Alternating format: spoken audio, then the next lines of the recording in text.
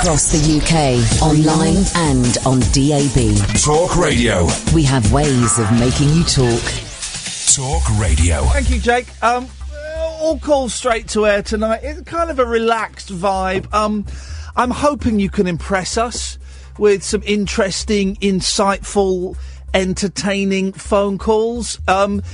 Serious thing, if you're boring, don't phone in. Late night, Iain Lee on Talk Radio. We have ways of making you talk. We're just going to play it by ear. Ed, you go off and you go and get drinks and things, then come in and join us for a bit. We'll just play it by ear this evening. Good evening, I'm Iain Lee.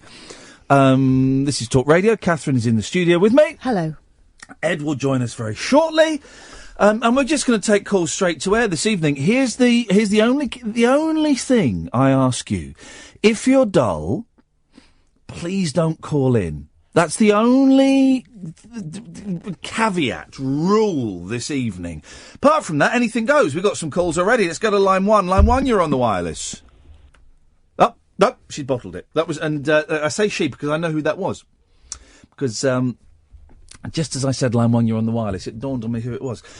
She may call in again. We'll see. We'll see. Someone who called in a while ago, and I was wondering what had happened to her.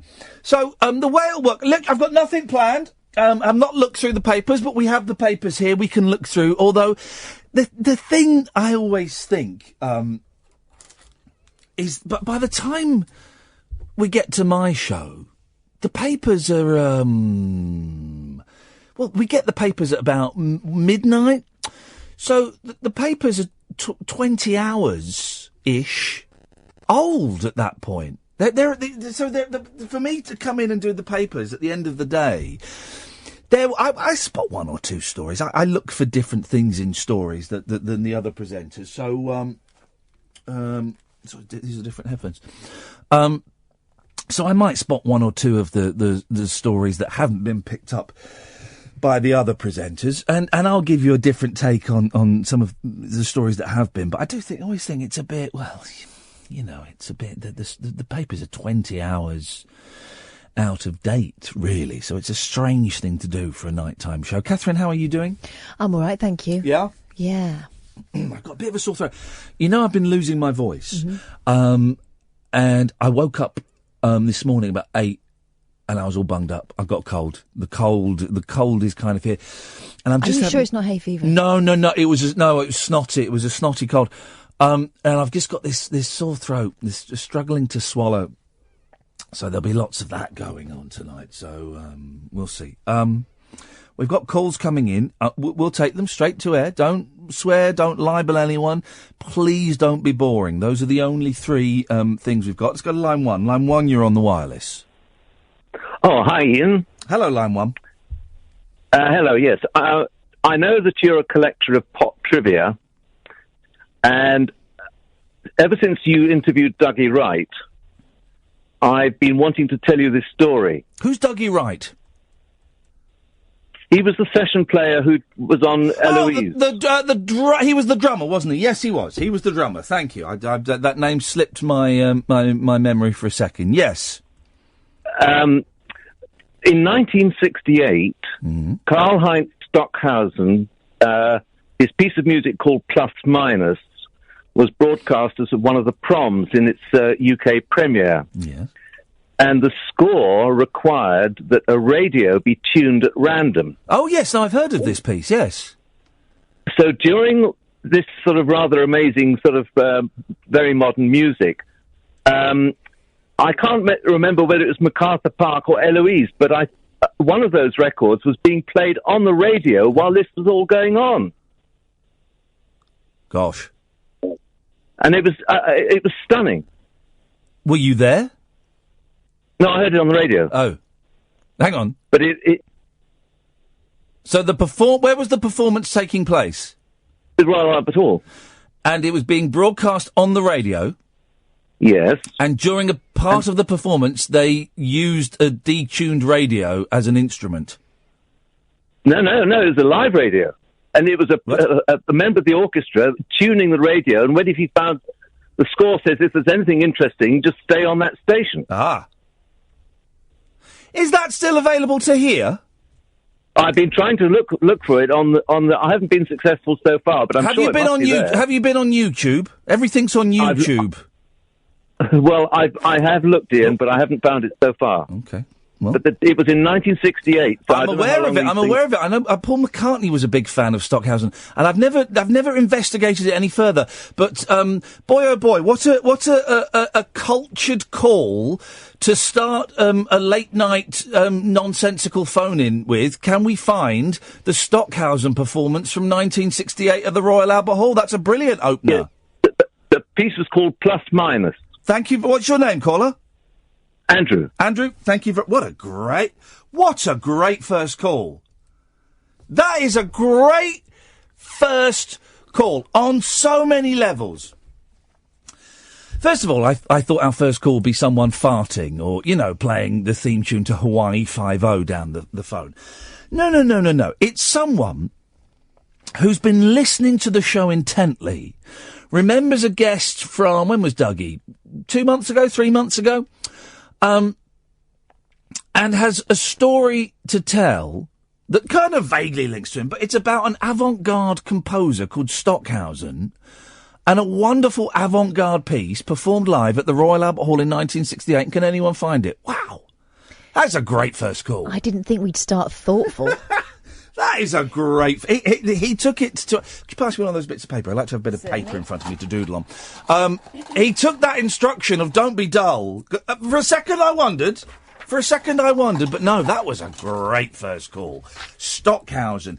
I don't know anything about Stockhausen. I know McCartney referenced him in about 67, 68. But I don't know anything. But I like the sound of that kind of stuff where there's an element of, I don't want to say danger, because it's not dangerous, but there's an element of randomness. And I guess it ties in with this, what we're doing tonight, taking calls straight to air. There is an element. It's not dangerous. We've got 14-second delay. And, ISIS aren't going to burst in and blow us all up. That's not a thing. But there's an element of randomness. It's the reason you like Zappa. Yeah, it is. Well... There isn't randomness in Zappa. The thing about Zappa is it's all musically notated and rehearsed, and it sounds random. This is why Zappa was so clever. It sounds random, but it's not. It's rehearsed to within an inch of its life. John Cale. What was his... Now, he wasn't in the Velvet Underground, was he? Was John Cale the Welsh... violinist? And don't Google it. That's what we'll do tonight. This is what we'll do. We'll play by the Apprentice rules. Google doesn't exist. Okay. Should we do that tonight? Yeah. Let's do that. Google doesn't exist. I can see loads of people calling in. I'll get you in a bit. There's no rush. Google doesn't exist. Let's play that game tonight. So let's see if we can, I was talking the other day about sat-navs making us dumb. Google makes us dumb because we can unpick this stuff. I'm going to trust my instinct and my memory and say, yes, John Cale was the Welsh violinist in the Velvet Underground, and he composed a piece called 4 minutes and 21 seconds of silence. And how did that go? Well, you see. And they broadcast it on the radio. That's brilliant. That is Is that you that's making that buzz? I've moved my computer away, so... I don't know, because it's only when you come in with it's either your computer or your, your pacemaker. Peacemaker, man. That's brilliant to broadcast 4 minutes, 21 seconds of silence. And it's... it says everything about how the world is too noisy. When was this? I'm going to say that was probably 1968, 69 as well. The world is too noisy. There's too much thought going on, and you have to sit and think. You fill the silence with your thoughts. Or it's Emperor's New Clothes, and he was having a laugh. But either way, I think it still makes a statement. I still think it's like when it's not like. I mean, we enter similar territory by doing silences on this show. And I often say, you know, when I give talks and lectures, I'm a professor of radio. When I give lectures to students of radio, I say your biggest weapon that hardly anyone in the radio business knows about is silence. Your biggest weapon. When you're here's a tip for you, dear listener. When you're interviewing someone, and you think they're holding back, or you have information that they don't know that you have, or you just don't like them, silence is the best thing. You ask them a question, and then you look at them. And because it's radio, you can do all kinds of things that are influencing the situation, but the people at home don't know because they can't see it. So I've done this before with councillors and MPs. You ask them a question, and they will answer it, and you look at them, and you nod as if you agree. You agreed with that first point, but please continue. So you nod. So they pick up on that visual clue, and they will give you more information. And when they stop, you just look at them, stare them in the eye, and show them that you're not going to say anything. And they will generally feel they have to fill the gap. It's wonderful. I had a manager when I worked in a shop that used to do that. Yeah. So, I'm really sorry I can't work Friday. Because, and then you felt, but you were under her power, and she knew, you know, she just knew by standing back. Beautiful. She took control. Beautiful. What's the thing that I like to, I've not studied it in depth. I studied hypnotism in depth, and this is kind of connected. The neuro-linguistic programming, or mirroring. So if you want to influence a conversation, you copy the mannerisms and the physical, the body language of the person that you're talking to. So if they've got their arms crossed, you cross your arms in the same way, and then if they scratch their nose, you just kind of just scratch yours as well. And if they lean back, then you lean back. And they won't pick up on it consciously unless they're trained like me. But subconsciously, they will warm to you. They won't know why, but they will warm to you, and they'll be more malleable and more agreeable to whatever it is you're suggesting. Beautiful. And it works. It works. Actually works. I'm never going to trust you again. I think my therapist does it. I've never had a conversation with him, but I think he does it with his legs.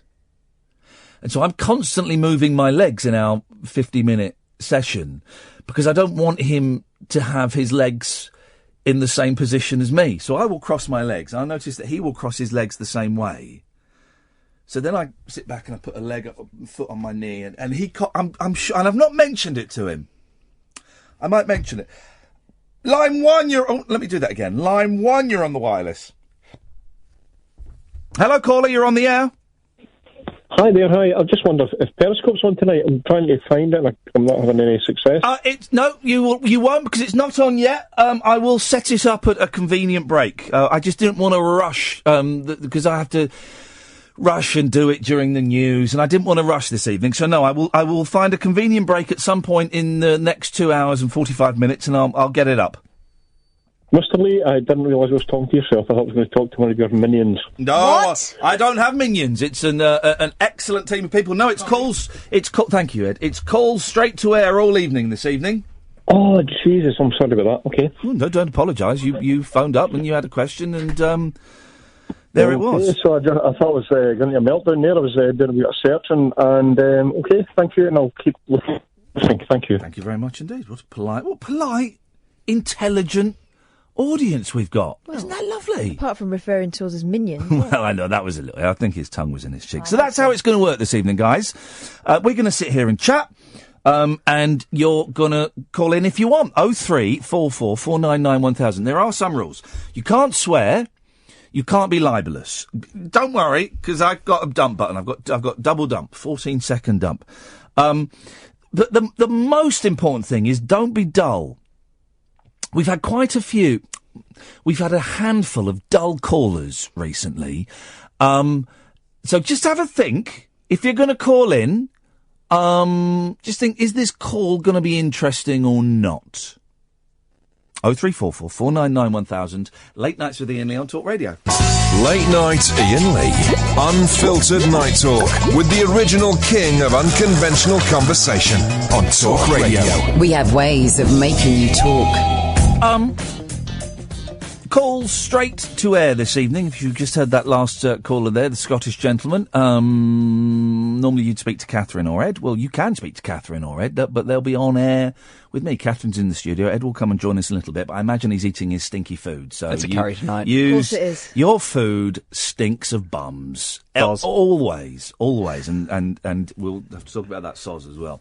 But he'll come and join us in a bit. So if you want to call up, 0344 499 1000. Calls cost your standard rate, could probably be free for a lot of you. And you'll come straight to air.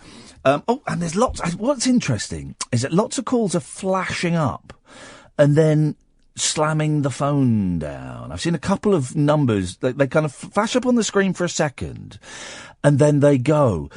It's not an original concept. It's not a new concept. I've been doing it for years. Other people have been doing it, for before me. But then there aren't any new ideas these days. The only rule is don't be boring. Let's go to line one. Concept. I've been doing it for years. Other people have been doing it, for before. Okay, turn your radio off, caller. Hi there, how you doing, Iain? Yep. Hello, Iain, it's Barry.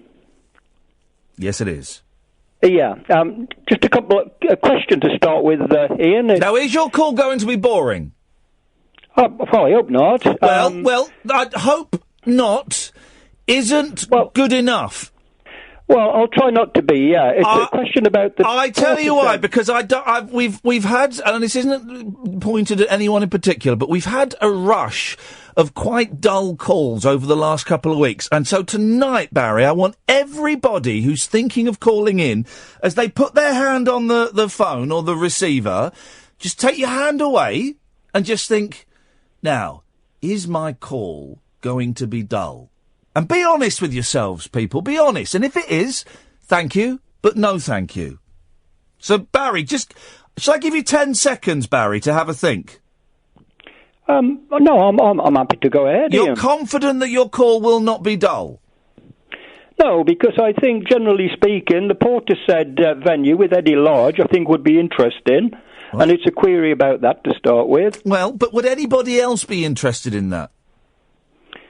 Well, I think it was a very good show, and so I think a lot of people will be interested, certainly down this part of the world. That show hasn't happened yet.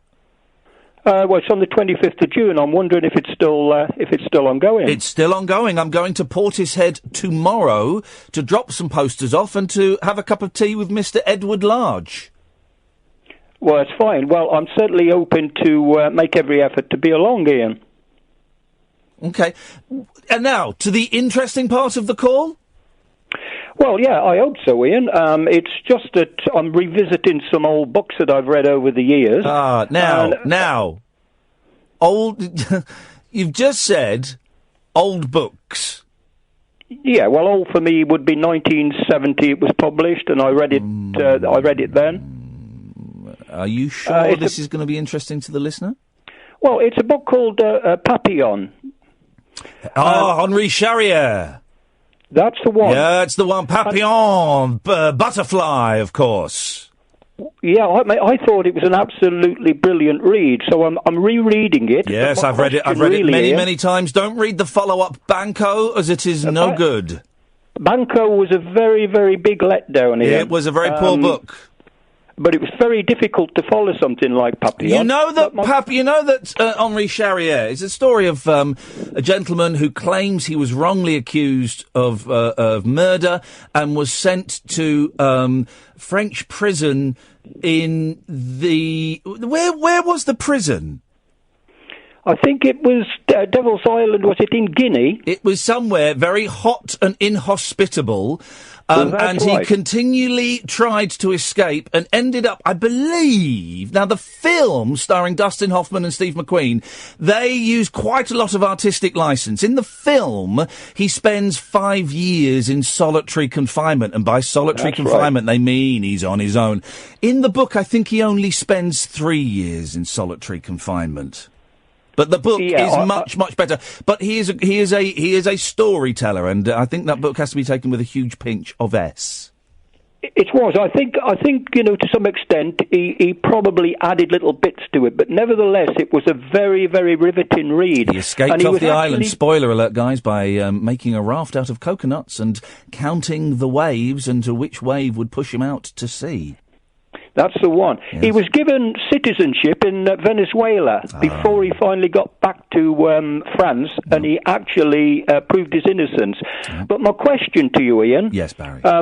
I'll answer how I feel about it. I thought Steve McQueen and Dustin Hoffman was a very, very poor film in relation to the book. No, you're wrong. No? Yeah, you're wrong. Okay. Well, that was prompting me to say I'm trying to think of any films that I've seen that have been better than the book. Don't wish to discuss that any further? Pardon? You don't wish to know my reasons for telling you you're wrong? You just accept it? Well, no. I mean, I just was quite disappointed, but you obviously, you enjoyed it. Yes. And the reason was? Because I took the book as a work of semi-fiction, and I took the film as a work of semi-fiction based on a book of semi-fiction. And I thought that Steve McQueen and Dustin Hoffman made a wonderful boys' own romp, and I loved every second of it.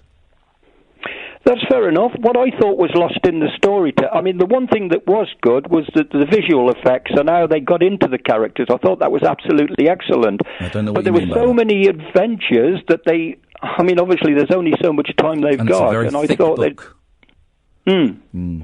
Anyway, Ian, that's my point for the evening, and I mean, I wish you all the best for the rest of the show, and it's certainly nice talking to you. Thank you, Barry. Remember, I did say don't be dull when you call in. And there were elements. I think that Papillon was one of my favourite books as a teenage boy.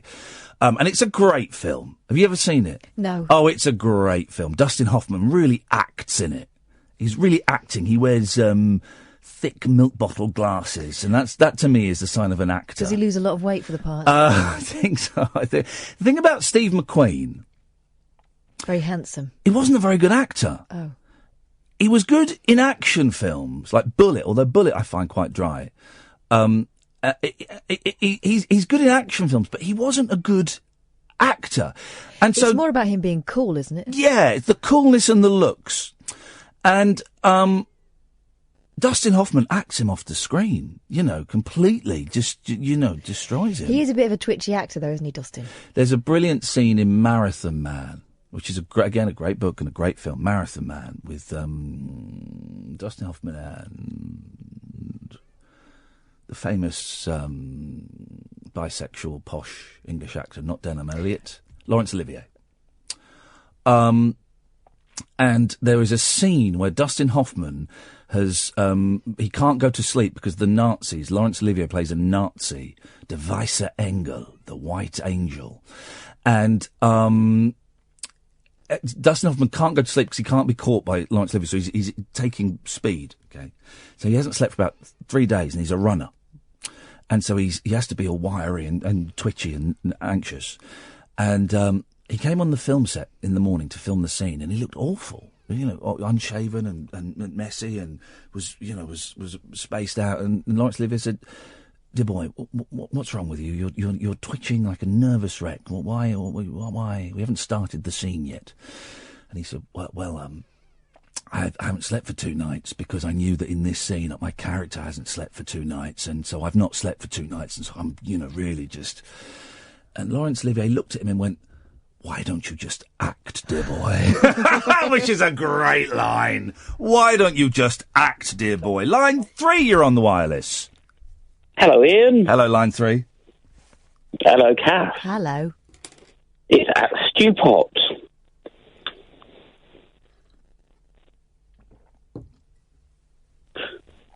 Anyway, if anyone's squeamish or eating, they might want to stop for just a moment. Mm-hmm. My girlfriend's been in hospital for 15 very long days and nights. Yeah. Unfortunately, due to a diabetic trauma, they had to amputate one of her toes the other day, and generally try and put a foot That's back the together. second person in the space of a week that's called this show to report an amputated toe. Gatford had it, didn't he?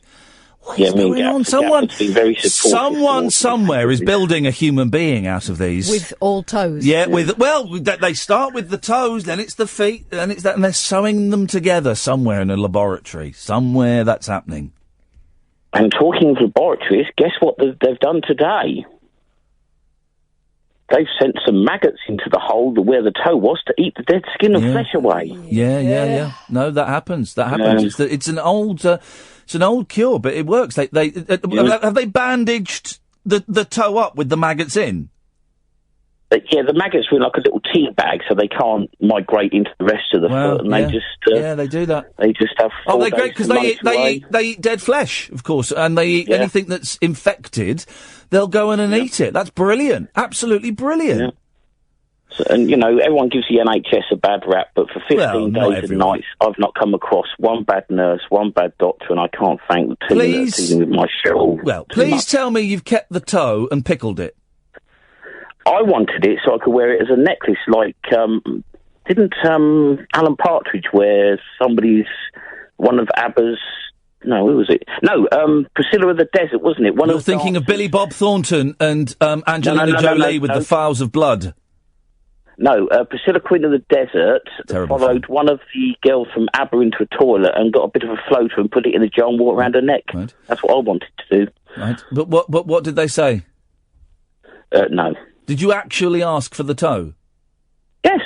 And they said, and what? But surely, if it's your, if it's yours or your partner's, and if someone's removing a part of my body and I ask for it, then what right have they got to keep it? It's not like a hedge. It's possession is 9/10 of the law. Yeah. Well, I don't. It's hospital waste. I just no. Because you can get your adenoids in a jar.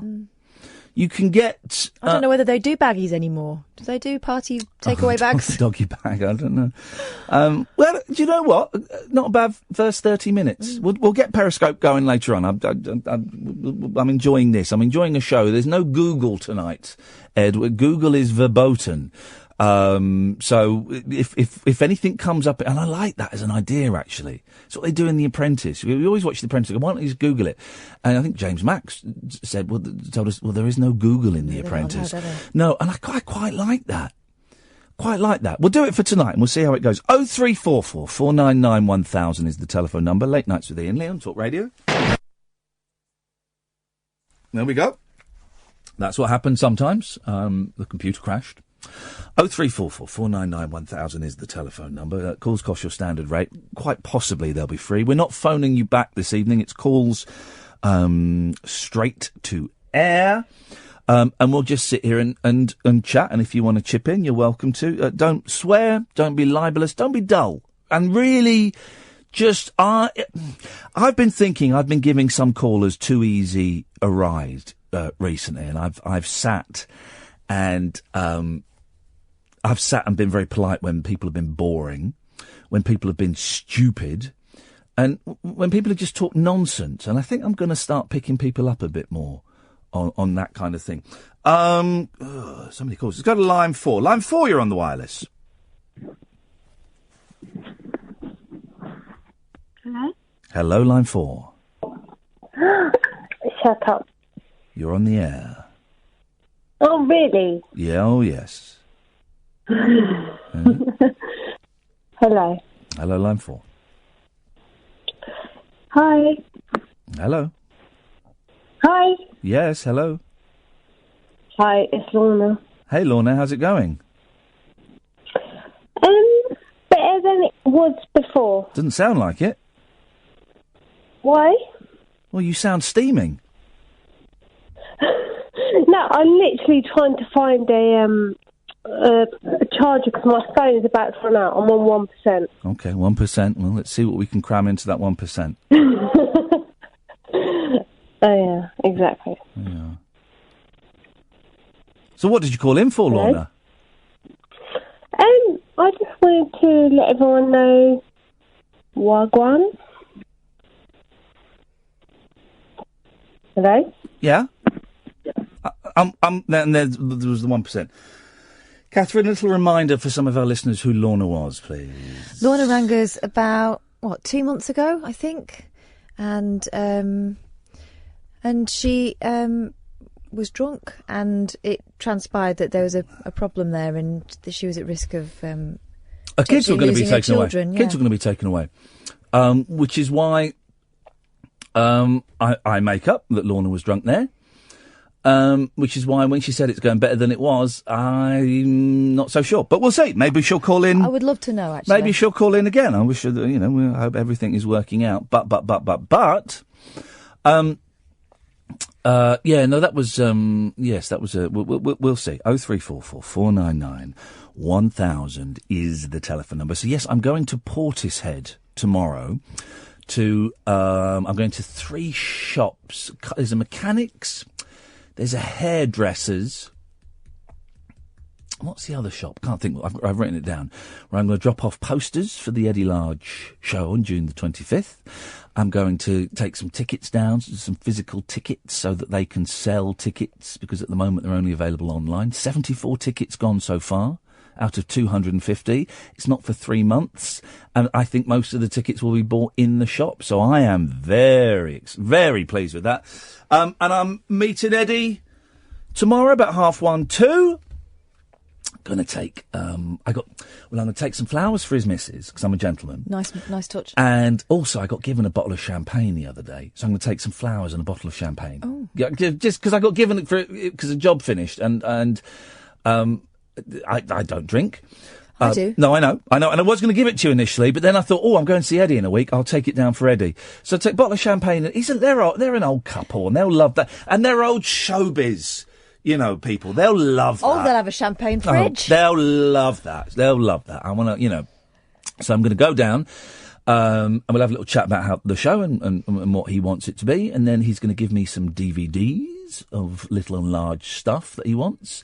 He wants, I know he wants to show a clip of him as Tina Turner. Who wouldn't want to see Eddie Large as Tina Turner? I also know he's got a clip where he comes on and sings Do You Want to Touch Me by Gary Glitter, then goes immediately into a Jimmy Savile, and then goes into a Clement Freud. Good grief. It really is, all you need is a Rolf Harris and you got Pedo Bingo. Full house.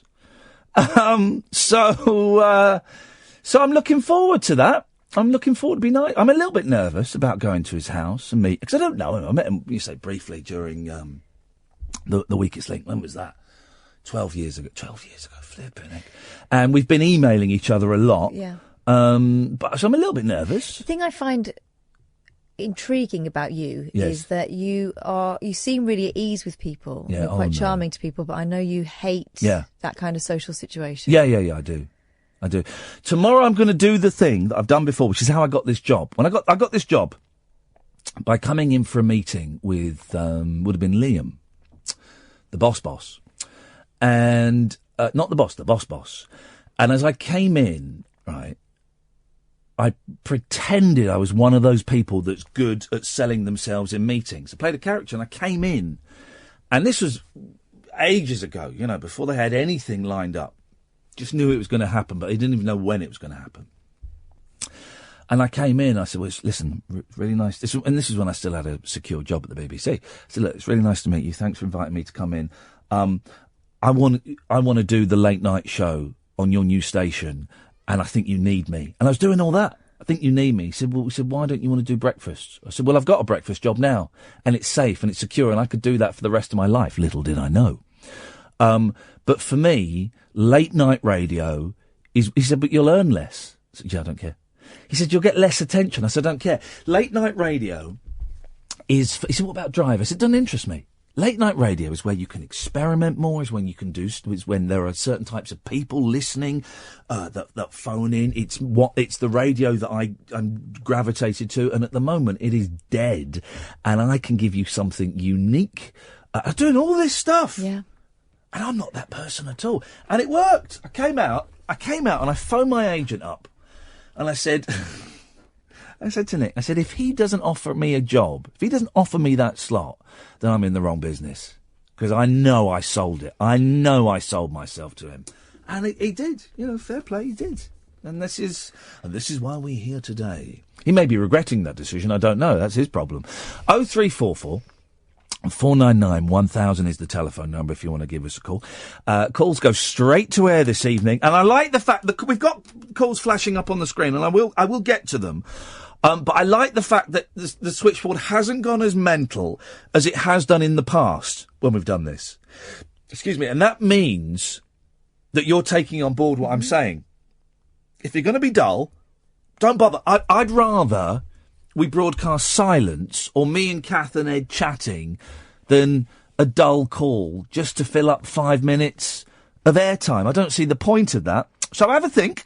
And if you think and you can phone in and you can do nonsense. You can play stuff down the phone. You can shout. You can swear. You can tell me the show's a load of old. Hang on. They can't swear. Well, they can do category C's, and we'll see. 0344 499 1000. Late nights with Iain Lee on Talk Radio. Unmissable late night radio with the original king of unconventional conversation. Make contact with Iain Lee. Late night Iain Lee on Talk Radio.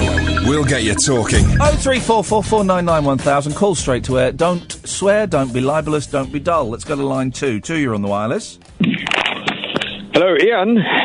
You want to know why your callers have been so boring, particularly when you take calls straight to air? That is because this format only works if the radio legend that is Mr. Asher McGoulash can chip in from time to time with his wise, worldly musing. It also helps if someone like Boyd was presenting. Hashtag drop Iain Lee and bring back the human zoo. You are the weakest link. I did ask you not to be dull. I did ask the callers not to be dull. A hit and run there. I did ask the callers not to be dull. There's a reason. He's mentioned Boyd.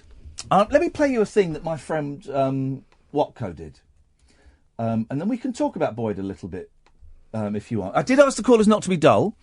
Phone up and be critical. I don't mind that in the slightest. But stick around and allow me to defend myself. I mean, I know why he didn't, because he was scared. This is my friend Watco. I'm in this. One of the voices you'll hear is me. This is he's doing a little thing about Tommy Boyd. Listen to this. Have you heard this? Oh, this is good. I don't know who Tommy Boyd is. Am I supposed to know who Tommy Boyd is? Tommy Boyd? No. Sorry, I've not heard of him. No. Don't really listen to radio that much, so no. I wouldn't know who he is. Do I miss Tommy Boyd? I don't know who Tommy Boyd is, I'm sorry to say. Used to do Whack-A-Day on a Saturday. Never used to watch it. Do you miss Tommy Boyd? Who? I have no idea who Tommy Boyd is. I thought he used to play for Celtic. I have no idea who he is. The TV and radio broadcaster Timothy Leslie Boyd has disappeared off the radar, and some people want him back on air. Or those that know who he is. He had a chance to be someone, and he blew it. And I think that is a lesson for all of us. He didn't have the natural wit and talent that I have, but he was a grafter, and I think he had the potential, if the luck had gone his way, to have become something. Special's too strong a word. No, honest to God, I don't know who you're talking about. Never heard of him, I don't think. Tommy Boyd? Do you miss Tommy Boyd? Yeah.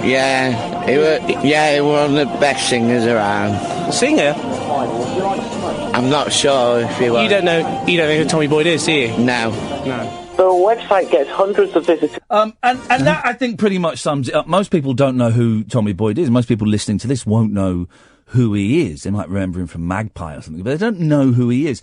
So for that caller to phone in and say, "Oh, bring back Tommy Boyd," why? Why would you want to look backwards? Why not look forwards? You know, this show is the future. So there's no point in looking backwards. And there is a reason why I have this slot and why Boyd doesn't, because I am current. I don't even want to say he's a has-been, because that would imply that he was and was at one point in his career. But, he was, he bumbled along and then he entertained some people. But he's barely a footnote. I'm a chapter. Line 1, you're on the wireless. That's a good line. Keep that. Line 1. Okay. If you're going to do a Boyd thing, shouldn't you really get some... if you're going to phone in, shouldn't you get a good phone that doesn't keep cutting out? Yeah. What? Yeah, I did ask the callers not. I did ask the callers not to be dull. I didn't realise I had to also add the rule: make sure you've got a phone that works. I kind of assumed that would be people would know I must have a phone that works. But don't be dull as well. That was both of those things. 0344 499 1000. Who did you used to listen to on the radio? Tommy Boyd. Did you? Yeah, James Whale and Ash. Yeah. So it's very weird to be working with them now. Yeah. But there was Ronnie Barber who I ended up working with as well. Yeah. I used to listen to talk radio a lot. Then it turned to talk sport. It's I find it sad seeing James Whale here. I just find someone. I don't mean like an old lion in a raggedy zoo. Yeah, people, 20 years past their sell-by date. I just find it, he's got bills to pay and stuff, but I just find it sad. Line 4, you're on the wireless. Hello? No, we might have had that thing where sometimes that line gets a bit... Let's try... It's line 4, hello? I heard a click. No, they've gone. Okay, don't know what happened there. Was it a click or a bottle? No, I think it was... sometimes the lines... I don't know. Let's try this one. Line 5, you're on the wireless. Whenever life gets you down, Iain, Kath and Ed, and things seem hard or tough, and people are stupid, obnoxious or daft, and you feel that you've had quite enough, just remember that you're standing on a planet that's evolving and revolving at 900 miles an hour. It's orbiting at 19 miles a second, so it's reckoned the sun that is the source of all our power. Now the sun and you and me and all the stars that we can see are moving at 1,000,000 miles a day in the outer spiral arm at 40,000 miles an hour of a galaxy we call the Milky Way. Our galaxy itself contains 100 billion stars. It's 100,000 light years side to side. It bulges in the middle, 16,000 light years thick, but out by us it's just 3,000 light years wide. We're 30,000 light years from galactic central point. We go round every 200 million years. And our galaxy itself is one of millions and billions in this amazing and expanding universe. Thank you very much indeed. What a lovely voice. Let's go to line 5. You're on the wireless. It turns out your big toe actually also helps with phone signal. Thank you very much indeed. Yeah, so I didn't realise it. So if you're going to talk about Boyd, yeah. Well, we're not going to. We have, and we finished. That we've moved on, as has the industry and the world. But I thought it might be a good idea to get someone on the phone who's worked with him and for him. No. Do you want to do that? No, that's a bit conventional. Yeah. Okay. We're not. We've spoken about him. And that was a fleeting moment of conversation, and it's passed, and we're on to other things now. We just had a wonderful Monty Python song from the hit and miss movie, The Meaning of Life. The wonderful Eric Idle.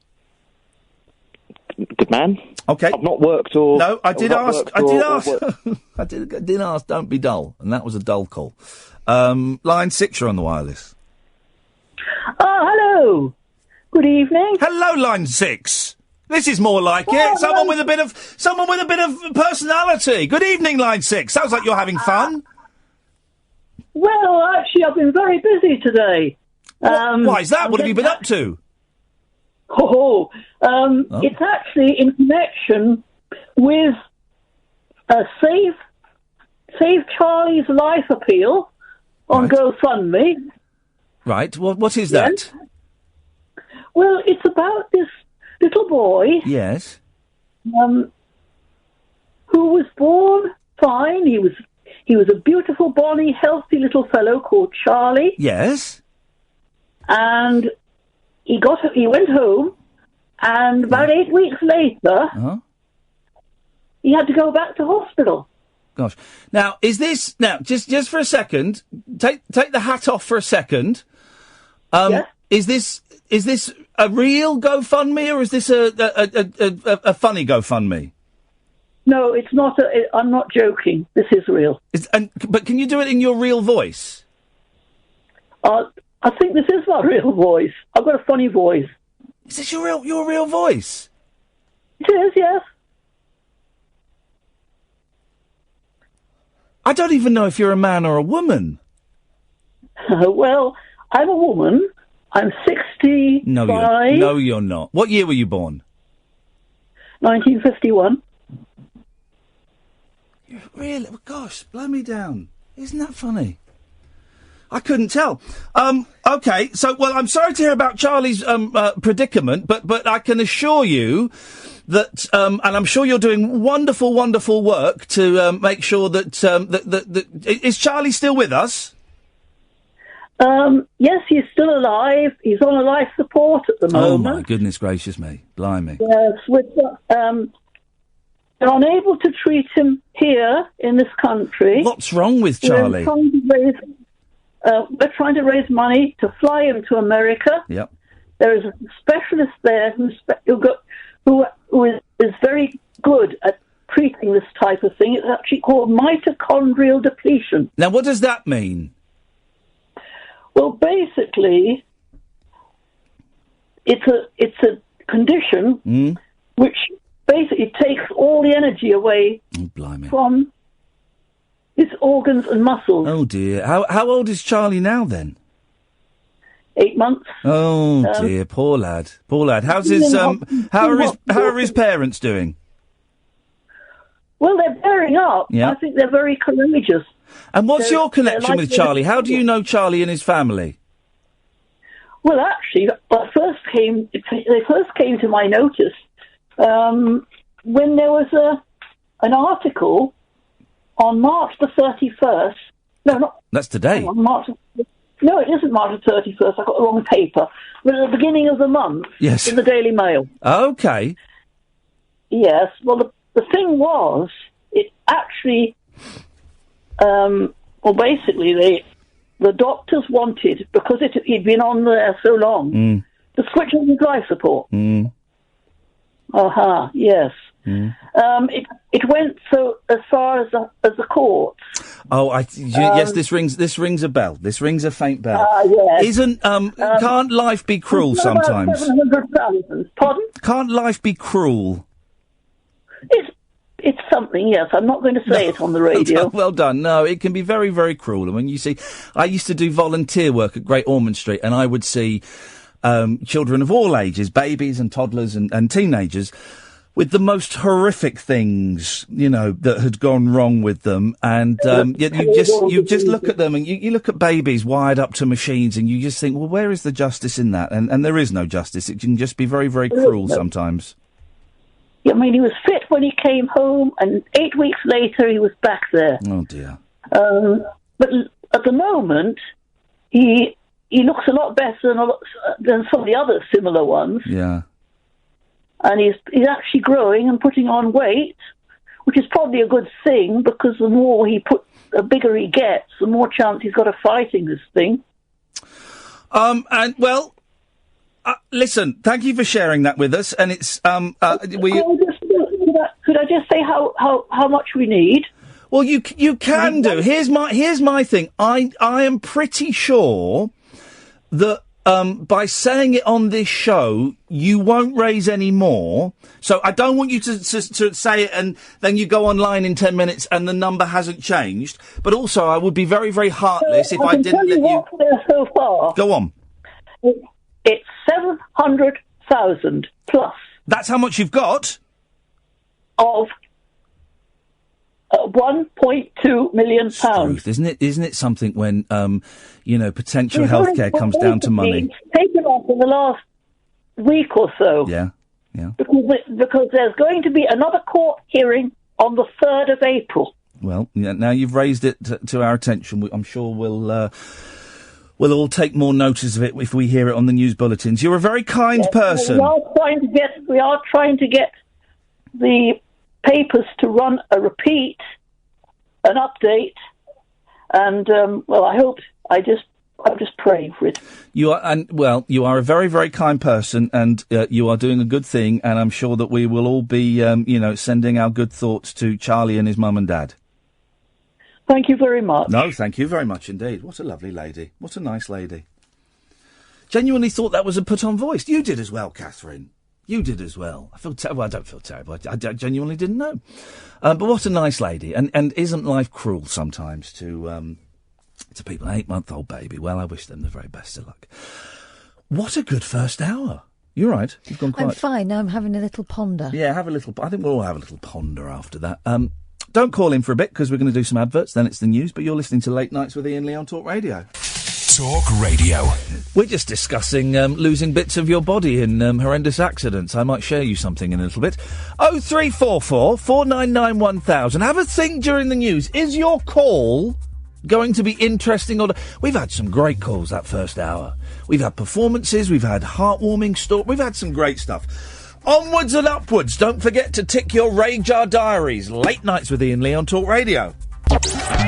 Late Night, Iain Lee on Talk Radio. We have ways of making you talk. Evening, dear listener. Late Nights with Iain Lee. Kath's in the studio with me. Hello. Ed's through there. Good evening, Ed. Hello. And your calls are straight to air this evening. So if you phone up, you will, and I see you flashing on the screen in front of me. I will tap the screen and you will come straight to air. 0344 499 1000 is the telephone number. If you want to give us a call, 0344 499 1000. We don't call you back. The rules are don't swear, don't be libelous, don't be dull. And I would say we've only had 2 dull calls in that last hour. 2 dull calls, I would say. Well, one was 1.5 dull calls. One had moments of dullness. But the Papillon saved it. So if you want to play, you can, and you can phone up, you can talk nonsense, you can talk about, maybe you listen to a podcast from, last year, today, and you want to talk about that. You can talk about what's in the papers. You can talk about the news. You can talk about whatever you want. We tend not to do issues on this show. After last night's show, which was, I'm going to say it, the best show that we've done on Talk Radio. The best, hang on. The best show that's been on Talk Radio this year, in the 12 months, in the first 12 months of this incarnation of Talk Radio, by anybody, was our show last night. If you missed it, the interview with Joe McGrath, you were saying, Kath, it's one of those interviews where you don't need to have actually seen any of his films. No, but it makes you want to see them. It was a storyteller, wasn't he? He was a storyteller, and he loved telling them. What made it for me to work with Milligan and Peter Cook and Sellers and Orson Welles, Shirley MacLaine. There was a Princess Margaret story. What made it for me was during the break at 30:30, and the mics were turned off. He leant over to me and went, "You're very good at this," and he had no reason to say that. He said it. "You're very good at this. I've done loads of interviews, and they get to be very dull, but you're really good," and that made me feel very special. Do you know what it is? They had fun. Yeah. Well, because it's that thing. We've broadened it ever so slightly, but the heart is still there, of only getting people in that we really like. Yeah. So we're into them already. Yeah. And some of these people, some of the people we get in because we really like, I'm not as au fait with their back catalogue as I am with Mike Love or John Sebastian or Joe McGrath last night. I'm very au fait with his back catalogue, and it was a joy. Let's do some of these calls. Let's go to line 7. 7, you're on the wireless.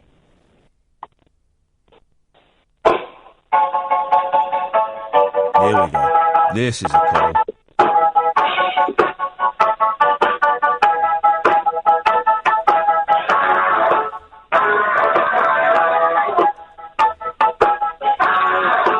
I bet that's a great bit to play on the guitar. Once you've worked that on the guitar. Bam!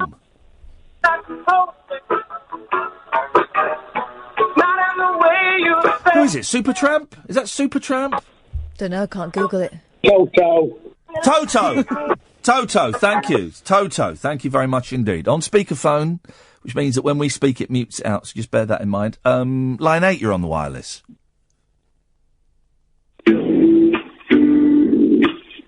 Hey man, listen up. I'm going to let you in on a little secret. you know that new Depeche Mode album? It sucks. You know what? That new Cure album? It sucks. That new Happy Mondays album? I don't know if there is one, but if there is, it sucks. I can say this because I know, because I'm a Doors fan.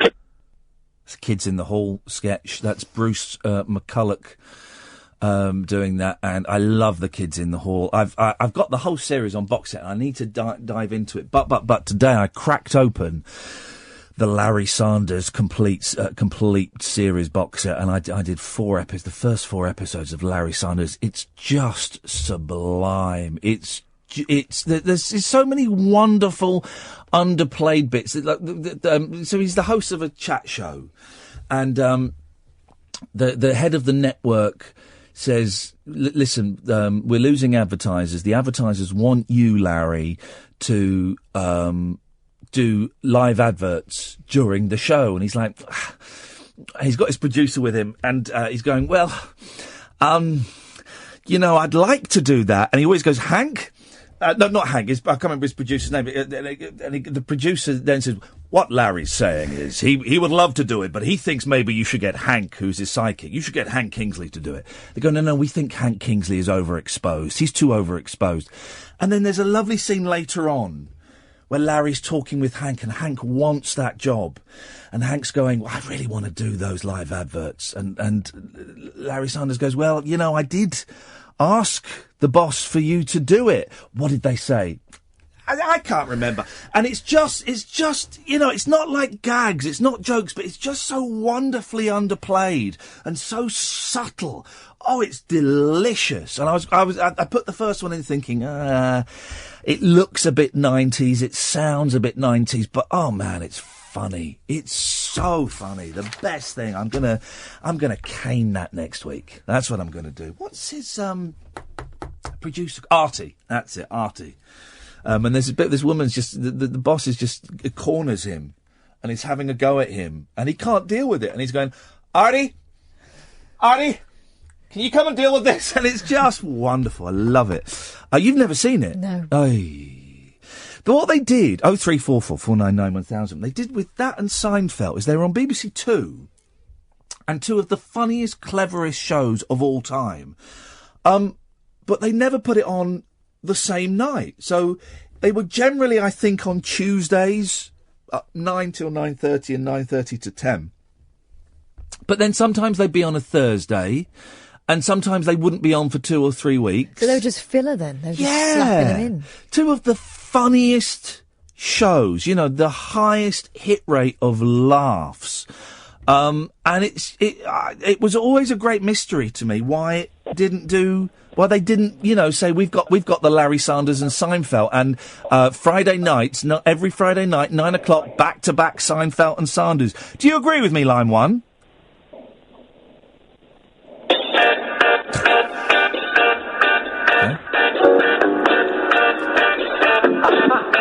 I think I've just, I think one of my testicles has just retracted. Oh, gosh. Yeah, no, something's uncomfortable going on down there. We'll deal with it in a minute. Let's listen to this. Oh. You don't have to put on the red light. That's cute. Those days are over. Oh. Every time it says Roxanne, it speeds up. Does it? Oh, beautiful. Oh, this is lovely. Now he sounds like a child. Oh.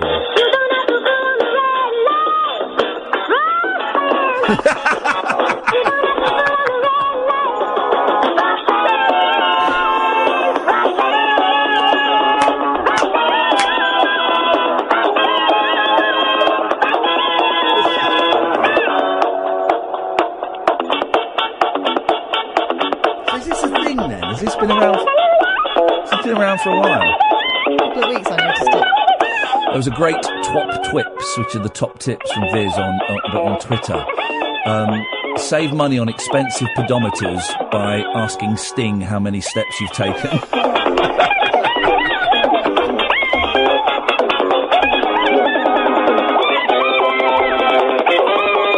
I think we got the idea of that. That was good. Thank you for that. Let's go to line 8. You're on the wireless. Hi, Ian. It's Nelson from the Norfolk. Hey, Nelson. How you doing, man? Every single time! That guy. Every single time! God, for years I've had to put up with that. That is trolling before it was called trolling. When it was called, I don't know, noncing or something. No, not noncing. No, Pre-trolling.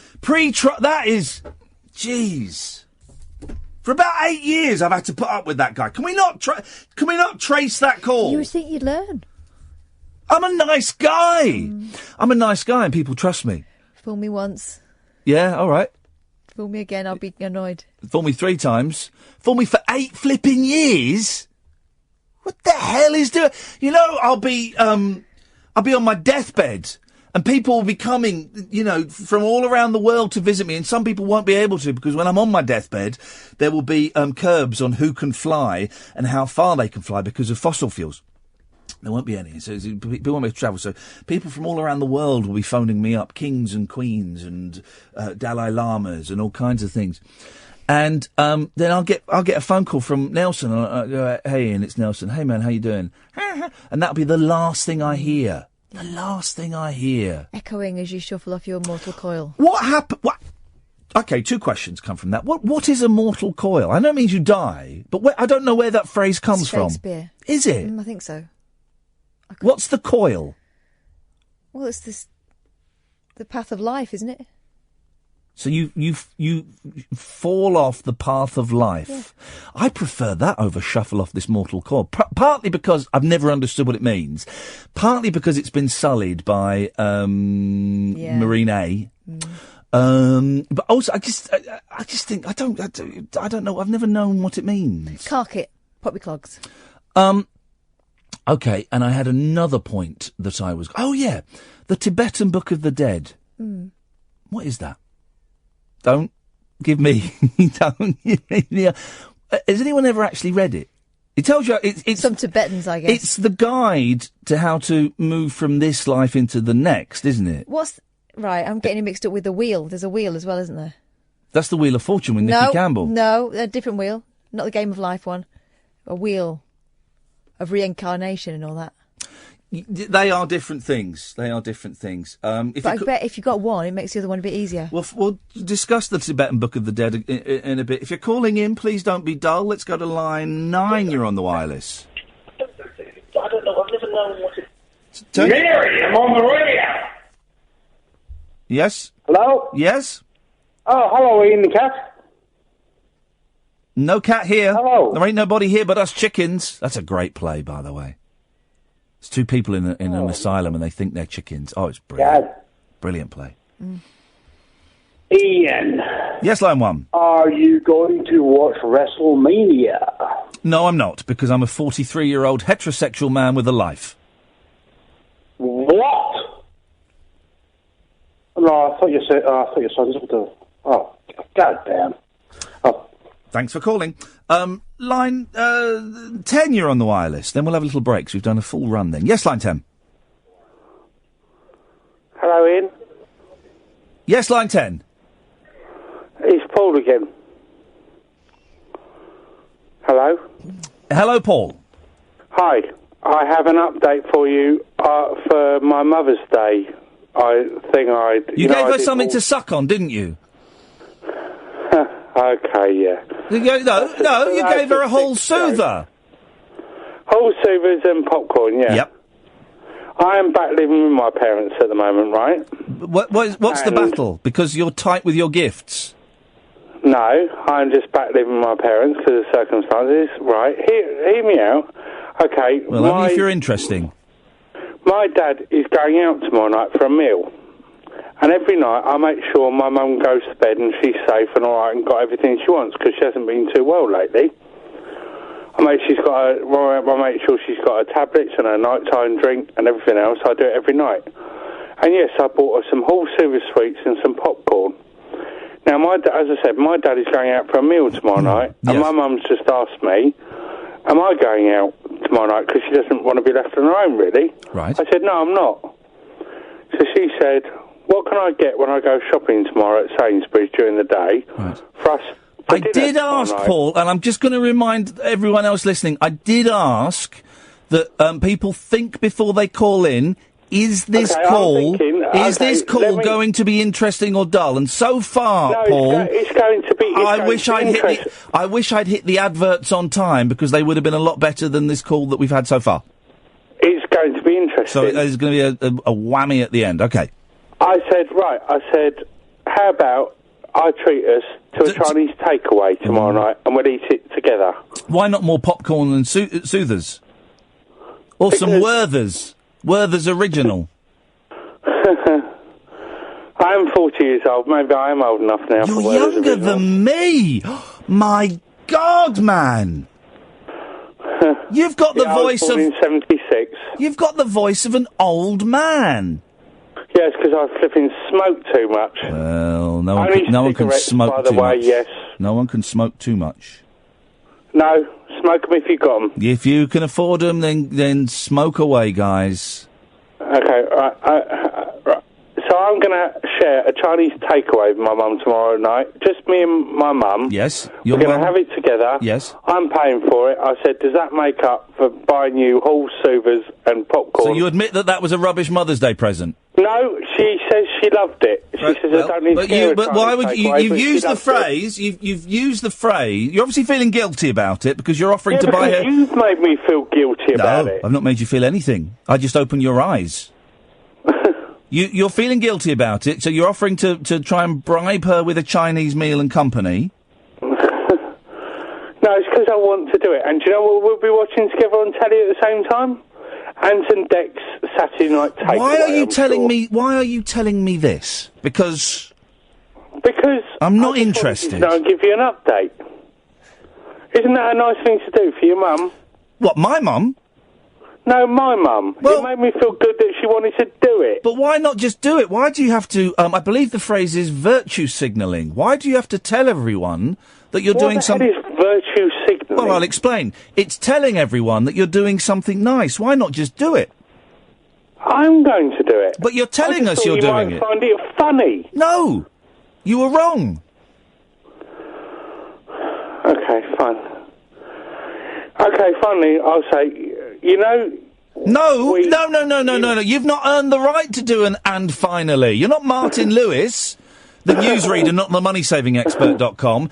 You've not earned the right to do an "and finally," because the first 4 minutes of that call, which have now made me 3 minutes late for the break, was awful. I'm sorry you can't go to the adverts. No, I can. I can go to the adverts, but I was being polite in letting you come on. I thought you might be interesting. I was wrong. What? Okay, you know we share the same coffee shop. We don't. I don't go there anymore because I know that you go there. Okay, how about an avocado coffee? Thanks very much for calling. Really, let that be a lesson to everybody. No dull calls, please. Late night, Iain Lee on Talk Radio. We'll get you talking. 0344 499 1000. We're taking calls straight to air. Catherine, for some reason it's not getting through when I say it. Mm-hmm. Can you say it? All 'Cause right. maybe they'll listen to you. All right. 'Cause I mean it. I genuinely mean If it. you're going to give us a ring, Yes. you know the number. Okay, so this is the things you need to know. Yes. 0344 499 1000 is the number. But before you reach for the phone, have a little think about this. Yes. Not you, them. No. Have a little think about this. Are you going to swear? Are you going to be libelous about somebody? Are you going to be boring? Oh, that's the key Hang on. one. If any of those three spidey senses are tingling, okay, let's break it down. It's not the end of the world, okay? Because you can stop swearing. Yep. Right. You can stop yourself. But can you stop yourself from being boring? There's the question. That's Can the you thing. stop yourself from being boring? And if you can't, then maybe tonight's not the night. 3 people have just put their phones down. Look at that. Thank you. Maybe the message is getting through. Thank you. Well, it's the ones that have stayed. They've obviously they know something. Oh, no, there we go. They know something we don't. Let's go to line... let's try lucky line 5. You're on the air.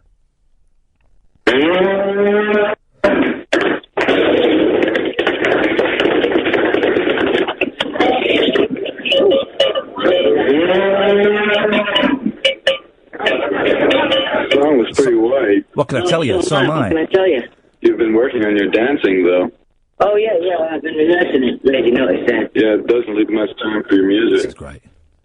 You should spend more time on it because the youth of America depends on you to show the way. Yeah? Yeah. Monkeys is the craziest people. Beautiful. Frank Zappa, Davy Jones, and a talking cow. It's a great movie. Let's go to... Thank you for that. That's a call. Line 7, you're on the wireless. Wait for it.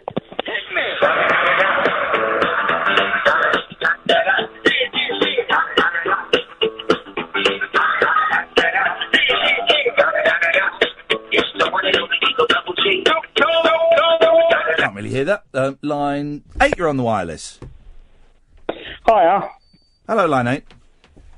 A couple of things I wanted to say. I have had one drink tonight, so hopefully I'm not going to be too boring, but you might be interested. There's a couple of things on BBC 4 tomorrow. Beach Boys classic albums. Okay. And the Kinks at the BBC. Thank you very much indeed. I don't have... do I have BBC? I don't know if I have BBC 4. Does everyone have BBC 4 these days? Yeah, it's Freeview. I don't know if I have Freeview, so if you've got any sort of access to Freeview, I don't know if I you have should be able to get it It'll through be your, on the through your computer, box and won't it? stuff. On the iPlayer. Yeah, on the iPlayer. I'm a bit bored of Pet Sounds. Okay.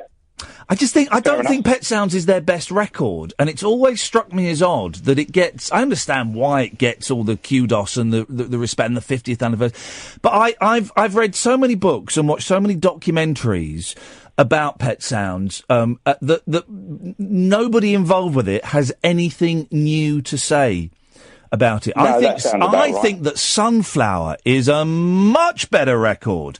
I would love to make a documentary about Sunflower, and I went to Radio 2 about this, to make a documentary about Sunflower, and they went, nah. Yeah. You're not convinced. Maybe. You're not Dunno. convinced by the Sunflower argument. Well, I'll be honest with you. I like the Beach Boys. What I like is the early Beach Boys. That's what I kind of listen to. Isn't that funny? Okay, yeah. Like all they're the not, surfing they're and the not hot one of rodding those stuff. bands that I'm really into. Okay. They're not a band that I'm kind of like obsessive about. So you or like the anything. hits, and there's no shame in that. Yeah. You like the hits. Yeah. And I like a few of the other bits and pieces as well that I've heard. Okay. But I've never really put enough effort into... Well, no, you put as much effort. I'm not one of these people that, well, in that case, I'm afraid, caller, you're just, if you've not listened to the demos for the 1977 Love You album, then I'm afraid you're not really a true Beach Boys fan. I don't buy that. And I'm in a few Beach Boys and Monkeys Facebook pages, and you'll get someone, look, join a Monkeys Facebook page and go, hey guys, is it true that they didn't play their own instruments? And people will descend on them and attack them and destroy them. And I think that's so mean. You know, you can be a fan by knowing everything they've ever done, the insides and out. You can also be a fan by having heard one of their song and you quite liked the Monkeys thing, that you're a fan, and I hate this. Oh, I know more than you do. I hate that. Is that because those people have never grown out of, this is my band and they're special and I have to be protective and have ownership? There's this kind of, it sets me apart from everyone else because I know what was on the B-side of that single and who produced it and who was there in the sessions. I enjoy that knowledge. Great. Yeah. I enjoy that knowledge. Nothing against that. I'm not going to beat someone around the head because one of the things they really hate, Mickey Dolenz spells his name Mickey, M-I-C-K-Y. But quite often people will spell it with an E. And people will get destroyed for that. And I can't, and there was one lad that posted on Facebook, and he posted, what would be considered by and he said hardcore fan, someone very knowledgeable, to be a dumb question, right? And I make a point of, when people post things that kind of grab my attention, I'll click on their profile to see if I can find out a little bit more about them and where they are, how old they are. And I clicked on this lad's profile, and he obviously had he obviously had learning difficulties of some kind. I don't know what. Didn't delve that deep. I could tell by looking at the groups he was in and a few pictures, and by reading a little bit that there was he had some kind of learning difficulty. And it took me 30 seconds to work that out. And people went for him hell for leather because he asked what they perceived as a dumb question. And I kind of waited and said, guys, we don't know anything about this lad. We don't know his background. We don't know anything. He's come to this group because he wants to learn more. Let's welcome him. You know, if you don't like the question, ignore it. Ignore it. If you don't want to contribute, ignore it. But you're of a certain age now. Who, like me, who's gone from. That's why I was sort of referencing the 20-something, because when I was 20-odd, I hated anyone who didn't know the right things and didn't know the right songs, and they were kind of. I guess I looked down on them in my arrogance of youth of being something special. And as I've got older, I've realised that we're all fallible. We're all broken and struggling with our own journey. You're absolutely that sentence there. We're all broken and fallible and struggling with our own journey. That, my friend, we ain't gonna. Everyone, put your phones down. We ain't gonna get a better line than that tonight. That sums up life perfectly. You're a very wise man. No, I mean it. That. No, I mean it genuinely. That's what. Well, maybe you're just on the right side of boozy boring. That is it. We're broken and we're. That's a great line. That's a great line. Well, I went to see Sean Locke tonight out in Brighton. And I've had a very good evening and a few laughs, and it's been a good night. And this was my first call to you because I'm actually up late, and I thought, what's your name? I'll do it. It's Rob. Rob. Well, listen, I'm glad you did call, because I tell you now, we ain't going to get better than that tonight. One last thing before I go. Yep. Are you still doing your running, or have you given it up? I've given up. I stopped the running quite a while ago, but I'm going to the gym. I'm eating a lot less, and I'm going to the gym twice. I'm aiming for twice a week, because I was aiming for like 3 or 4 times, and I was getting a little bit upset if I didn't do it. So this is kind of like week 2 of me going twice a week, and I did a class on, I think, Monday, and I did a 45-minute circuit class before I came to work, and it absolutely knackered me. Yeah, it knackered me. But I find going to the gym and having someone tell me what to do for half an hour or 45 minutes more productive than running. Well, I started the 5K, the Couch to 5K, when you did. Yep. Just before you. But you're doing marathons now then, aren't you? Well, I'm doing a 10K in a couple of weeks. Good for you. Well done. It's been a real hard effort, but what I found was I went on the NHS website, NHS Choices, and I downloaded their podcast. Oh yeah, I've heard that's very good. I think it's better than the apps. Right. It got me up to running for half an hour, and now I run with a friend. And we're doing an hour, and it's all going well. And I think that's the key. If anyone's listening and thinking about it, that's the key. Find somebody, commit to it, do it together, and set yourself goals. Rob, but cool. You're a great call. Thank you, and I'm glad you've had a good night. And that was spot on. What was that? What was that line? We're broken. Oh, I don't know. Fallible. Yeah. And struggling with life. Life's journey. Mm-hmm. That was great. I mean, that's philosophy. That's poetry. That sums it up.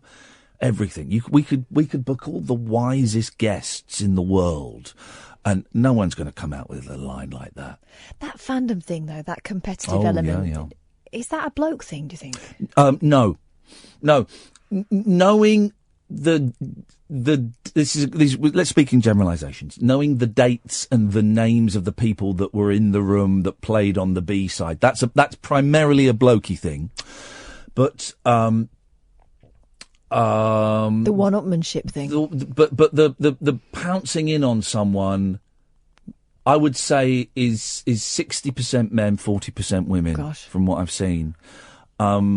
And I was quite disgusted by it, you know. And I like someone's come into a niche. I didn't know there was you had to do a test before you joined a Facebook fan page. And the whole thing is, you've all learnt it from someone else at some point. Someone posted a great picture, a little cartoon, and I can't remember what the punchline was, but it was like 6 windows. It's saying what makes a fan, and it was the first one was, I've read all of the Batman comics, I've seen all of the movies, I know the camera operator on all of that, and you are a Batman fan. I read one Batman comic when I was 15. I quite liked it. You are a Batman fan. I used to like the TV series. You are a... And that was it. Yeah. And that's it. And that's all it is. That's all it is. I think the last one was something like, I know more than you do. You are not a fan. You know, and that's it. You can, like, you know... This strange... And it's really interesting to see it on these Facebook groups. I don't tend to kind of join in. I don't join into the pylons. And I don't tend to argue with the people, because there's no point in arguing with lunatic. You know, a lot of them are lunatics, really. 0344 499 1000. Well, this is going much better than I thought, even if we don't get any more calls between when I can see we've got calls on the switchboard. You know, we won't beat that. I think we peaked just before 11:30 on the Friday night. So we've kind of climbed up the hill, and now we can have a gentle canter down the other side. Late Nights with Iain Lee on Talk Radio. Late Night Iain Lee. On air and off the leash. On Talk Radio. We have ways of making you talk. Ed, come and join us. Come and join us. I know you'll have to leave to go back out there and do stuff, but come and turn this mic. He's going to turn that microphone on, okay? And we don't get to talk to Ed very much, and I don't want to talk to you through 4 sheets of glass, so move that out of the way, but be careful, because one of the legs is a little bit broken on the old tripod.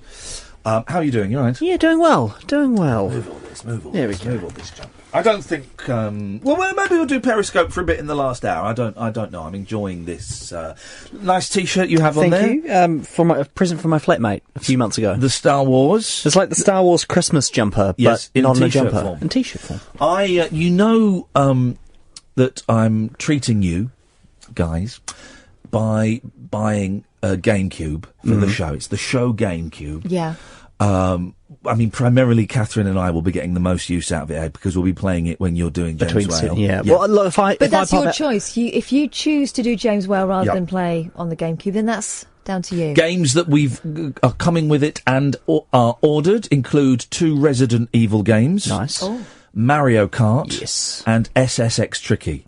Never heard of that one. Oh, it's a snowboarding. It's absolute. It's tricky to rock the ramp. It's tricky. It's brilliant. So is this snowboarding game? Is this GameCube going to live here? So could I effectively play it before 7 before you even get it in practice? You can get it out anytime you want. I don't mind if other people fumble around with it, but I don't want to get it broken. But you can play with it. Of course you can. Thanks. But they got 2 controllers, so I must get a 3rd controller so we can have 3. I must get another 2 controllers. So if George Galloway's sitting in, oh, I see you have the Mario Kart.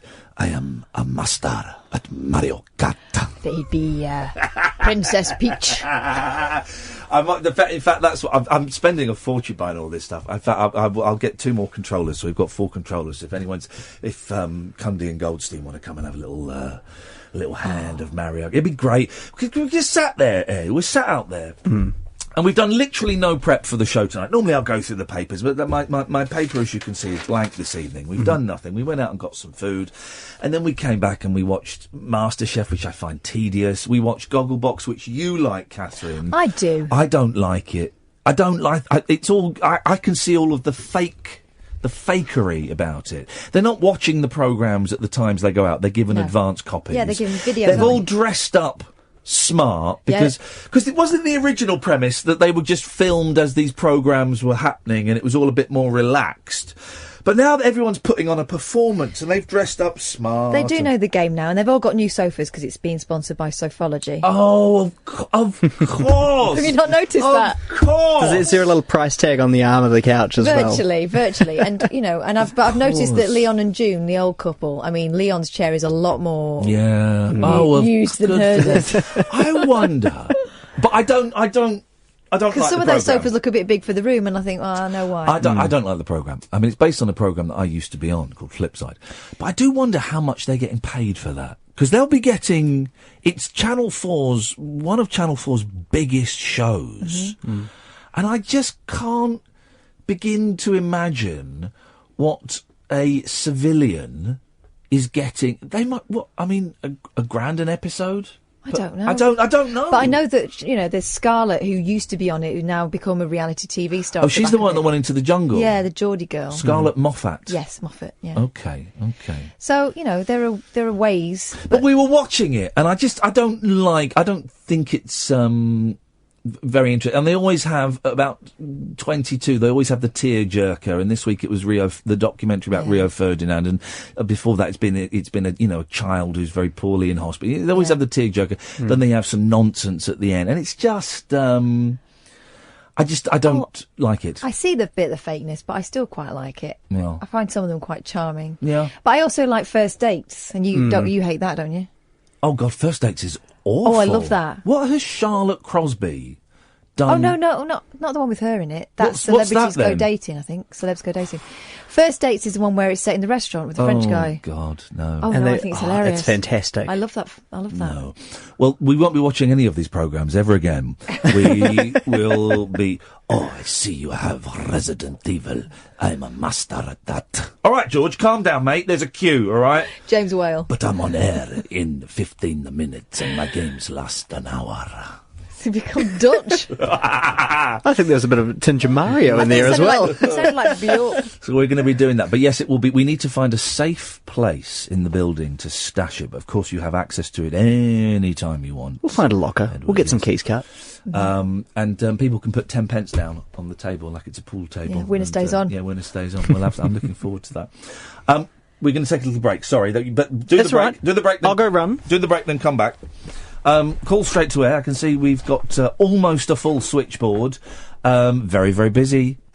0344 499 1000 is the telephone number. When we come back, we'll rattle through some of these calls. The wild man of late night radio is back.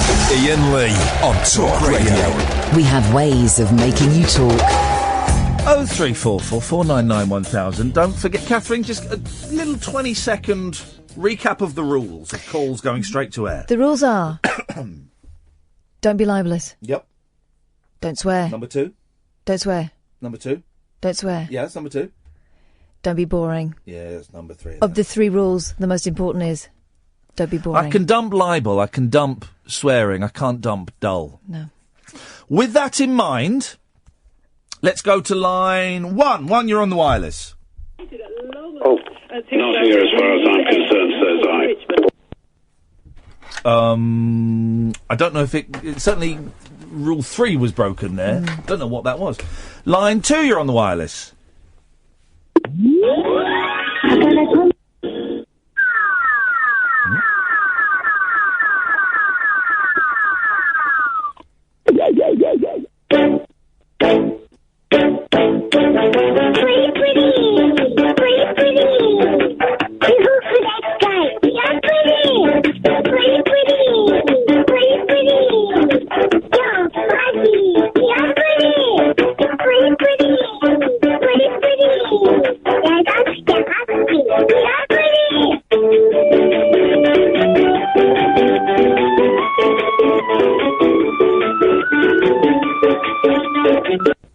Okay.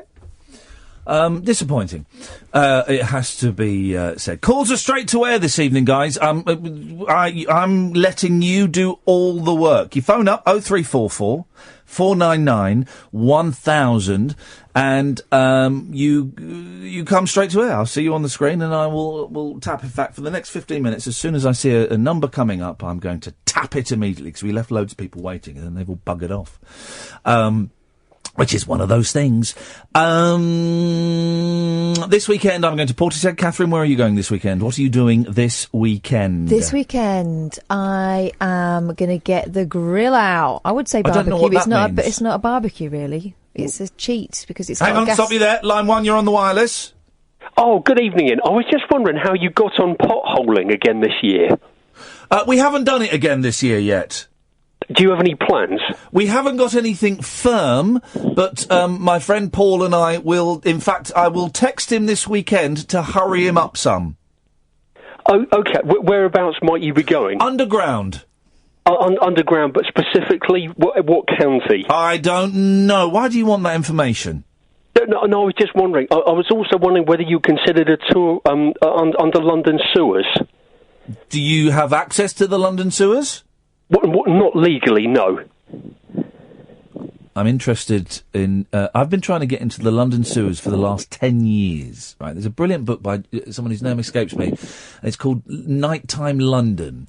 And it's all about people who work in London at nighttime, obviously. And there's a chapter about the London sewers, and it's a cracking read. I want to go and see the Fatbergs. Right, yes, yeah. Well, yes. I hope you enjoy it. Fatbergs. Well, thank you. I look forward to it. Yeah, smell you later. Okay. Yeah, there's a brilliant book by someone with an Asian-sounding name. I hope you've not Googled it, Catherine. Google is not allowed. Anything tonight, Google is not allowed this evening. And it's brilliant. And it's all about the people that work in London, the invisible people that work in London at night time. And so there are people that do the sewers. There are office cleaners. Who else? I haven't read that book for ages. It's a good old read. Who else? I can't think. I'll have to have a look. You just reminded me of a very interesting documentary I once saw about Las Vegas. Chip in whenever you feel like it, Ed. Of course. I know you've had a long old day and you're maybe a bit tired. So I don't feel you have to, but chip in. I'm enjoying the conversation. Okay, cool. Las Vegas, there are a load of people who live underneath Las Vegas in the storm drains. Oh, really? Yeah. And a lot of them are people who went there to gamble and lost everything. And now they're living underneath the streets and they're begging. And do you know what they do with the money as soon as they get it? Straight back in. Wow. And then they go back underneath. And it's like a whole city underneath Las Vegas full of people. Why don't they just set up their own casino underground where they always win? They have set up all kinds of things underground. Yeah. And they live in little sort of tribes under there. What do you mean tribes? Yeah. In terms of, groups that look after their own. I absolutely hated Las Vegas when I was there. Awful, soulless place. The only good thing I saw there was one of the most incredible pieces of art I've ever witnessed. It was the Beatles' Cirque du Soleil show, Love. And I came out in tears because I just thought, everything I've ever done is pointless. Because honestly, it was so beautiful. And it was, it was beautiful because I'm a Beatles geek, but also it was just... it starts and there are these little kids breakdancing on a trampoline. Oh man, that's just the tip of the eye.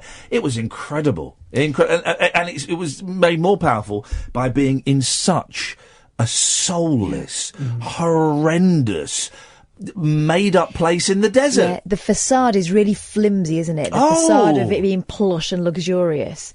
Because I went there with my sister. My sister used to be cabin crew, so we got a little bit for freebie over there. No, in fact, no. It was when she used to live in San Francisco, and we took a trip just for a long weekend to Vegas, and that was more than enough time. 3 days, more than enough time, because we weren't there for gambling. But you see the sights and everything. Were you there for whoring? No, that's the other. We weren't there for whoring. We were there for a good time, and we had a laugh and everything. Went to bars, and they have some amazing shows. We went to see the Lookalike show. Oh yeah, Legends of Las Vegas was hilarious. We went there. And then we saw that, but the thing that really stood out for me was there was this show in one of the lobbies of the casinos, and it was a Prince show. Oh. And the guy was amazing, like really amazing. It didn't cost you anything to see it.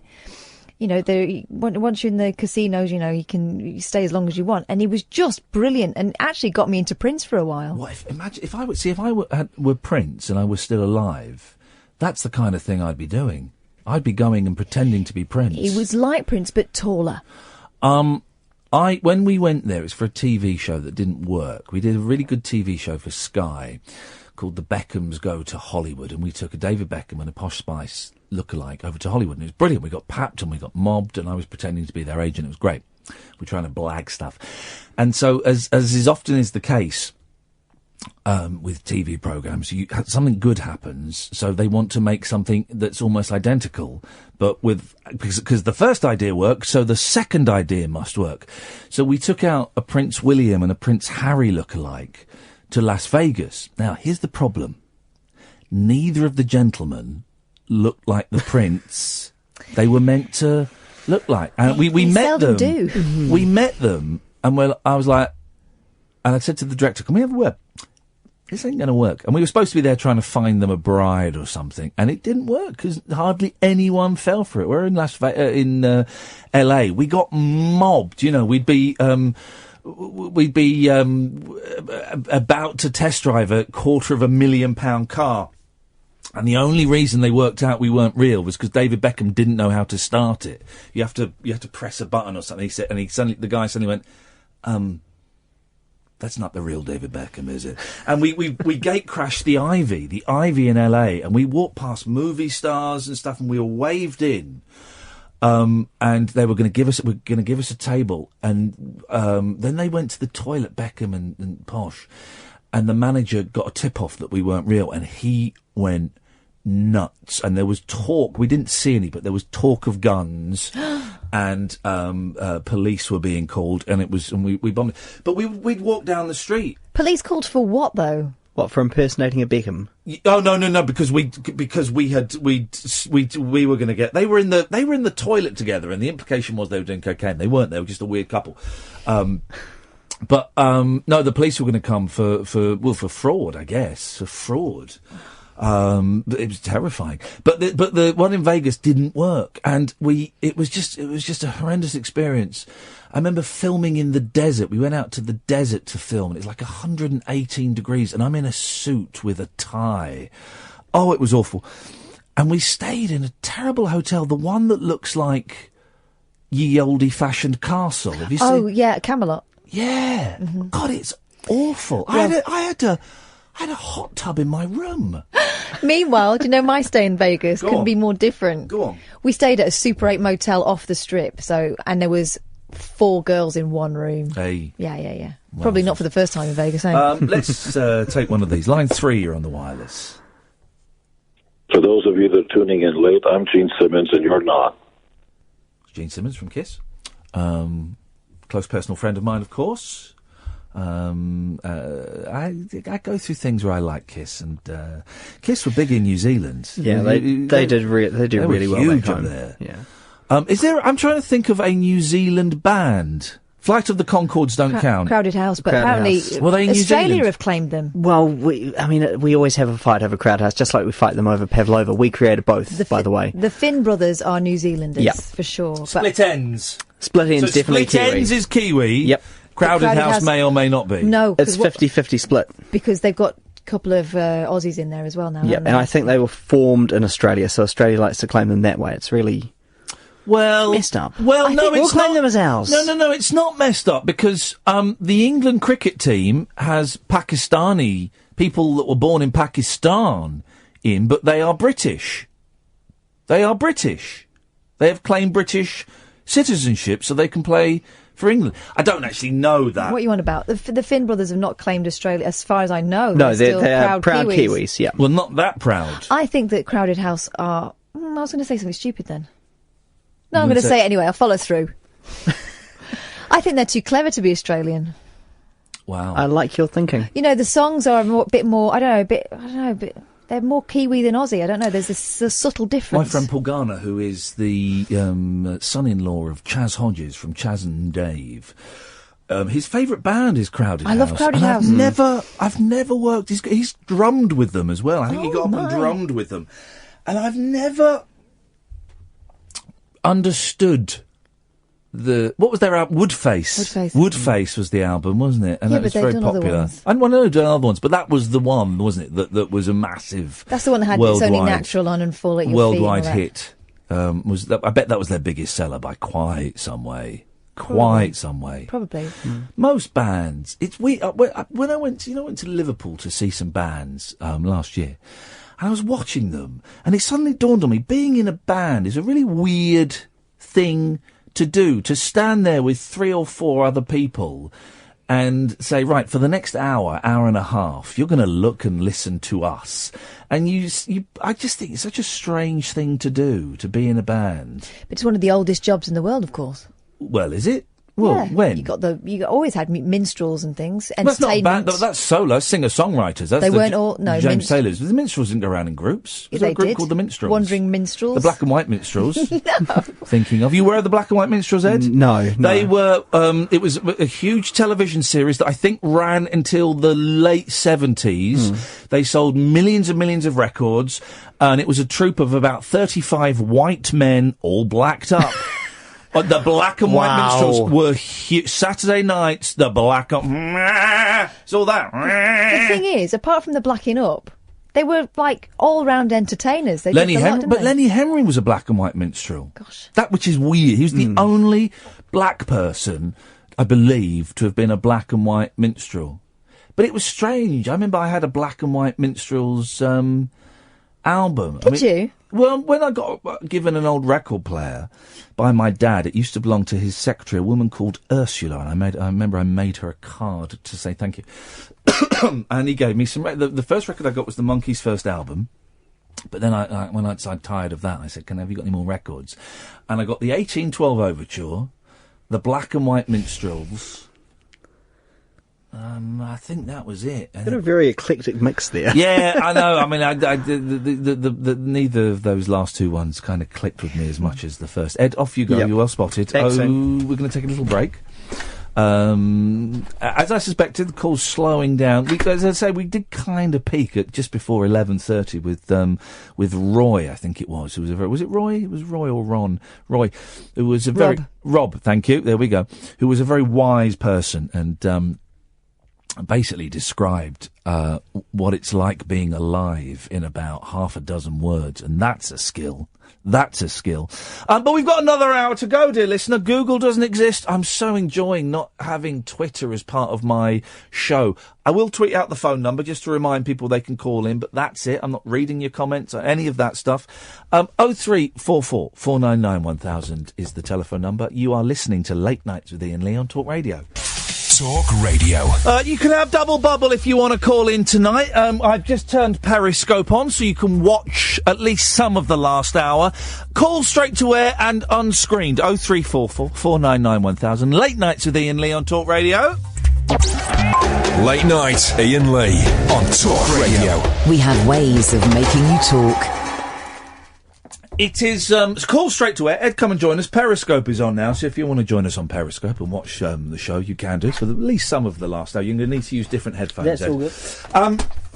Now, it is a phone-in show, and I'm not on Twitter at the moment. We're not. Google doesn't exist in this realm, but you can email the show. If you go to the Talk Radio website, you can click on the email the studio button. And one of our callers this evening has emailed me some quite, well, two things. He's emailed me foul abuse, and he's also said I've got a fact wrong. It's the latter that upsets me the most. The foul abuse, you kind of expect it from him. It's him thinking I've got a fact wrong when it's a fact, and I know it. So I'm going to say, Paul, would you like to call in and discuss your email? You'll get a fair hearing. Of course you will. Don't worry. I'm not going to shout you down. But Paul, would you like to call in and discuss the email? 0344 499 1000. Line 1, you're on the wireless. Iain? Yes, line 1? I'm being held hostage by my taxi driver. He's making me listen to Nick Ferris on the LBC. Wait, Nick Ferris isn't on at this time of night, is he? Who is it? Taxi driver, what's his name? Who's the LBC chap? I don't even want to know. Tell him to put... Has he got DAB in his car? No, he said he won't listen to you. Apparently you were very rude to him before. Wait, but let me speak to... Is he driving? Yes. Put it on speakerphone. I'll hold it. Hold a sec. Yes. Speak to Iain Lee from the Talk Radio. Say hello. Hello. Was I rude to you, driver? Because of your voice, isn't it? Sorry? Tell him you love him. Iain, he's gone shy. Well, that makes two of us. Thank you for that, caller. Fine and noble industry of ferrying around people in your car. I have respect for all those people. Paul flashed up on the screen and then flashed off of the screen, which is because I don't. I mean, Paul's flashed up on the screen. Good evening, Paul. Good evening. I'm back again. Am I? Turn your radio off, Paul. Yeah, it's off. Yeah. Shall I read the email you sent me? Yes, No, Paul. It's recorded. You said it. Paul, shall I read the email you said? I'll have to censor the swear words. Can you substitute? Yes, I did use the F word. I'm sorry. This is your email. Yes, Iain. Do you now realise the callers you are getting and putting on air are taking the bloody piss out of you that you totally deserve? You are not smart or clever, Iain, even though you think you are something smart. You are, at the end of the day, a Britwell boy. You should just go back to drinking in the Jolly Londoner if it still existed. Yes, that was a joke. No. I wonder if this was a joke. You have now said Lenny Henry was a black minstrel. Get off... Minstrel. You didn't say that, you put minstrel. I meant minstrel. You then put, get off the effing radio, you stupid bastard. Now...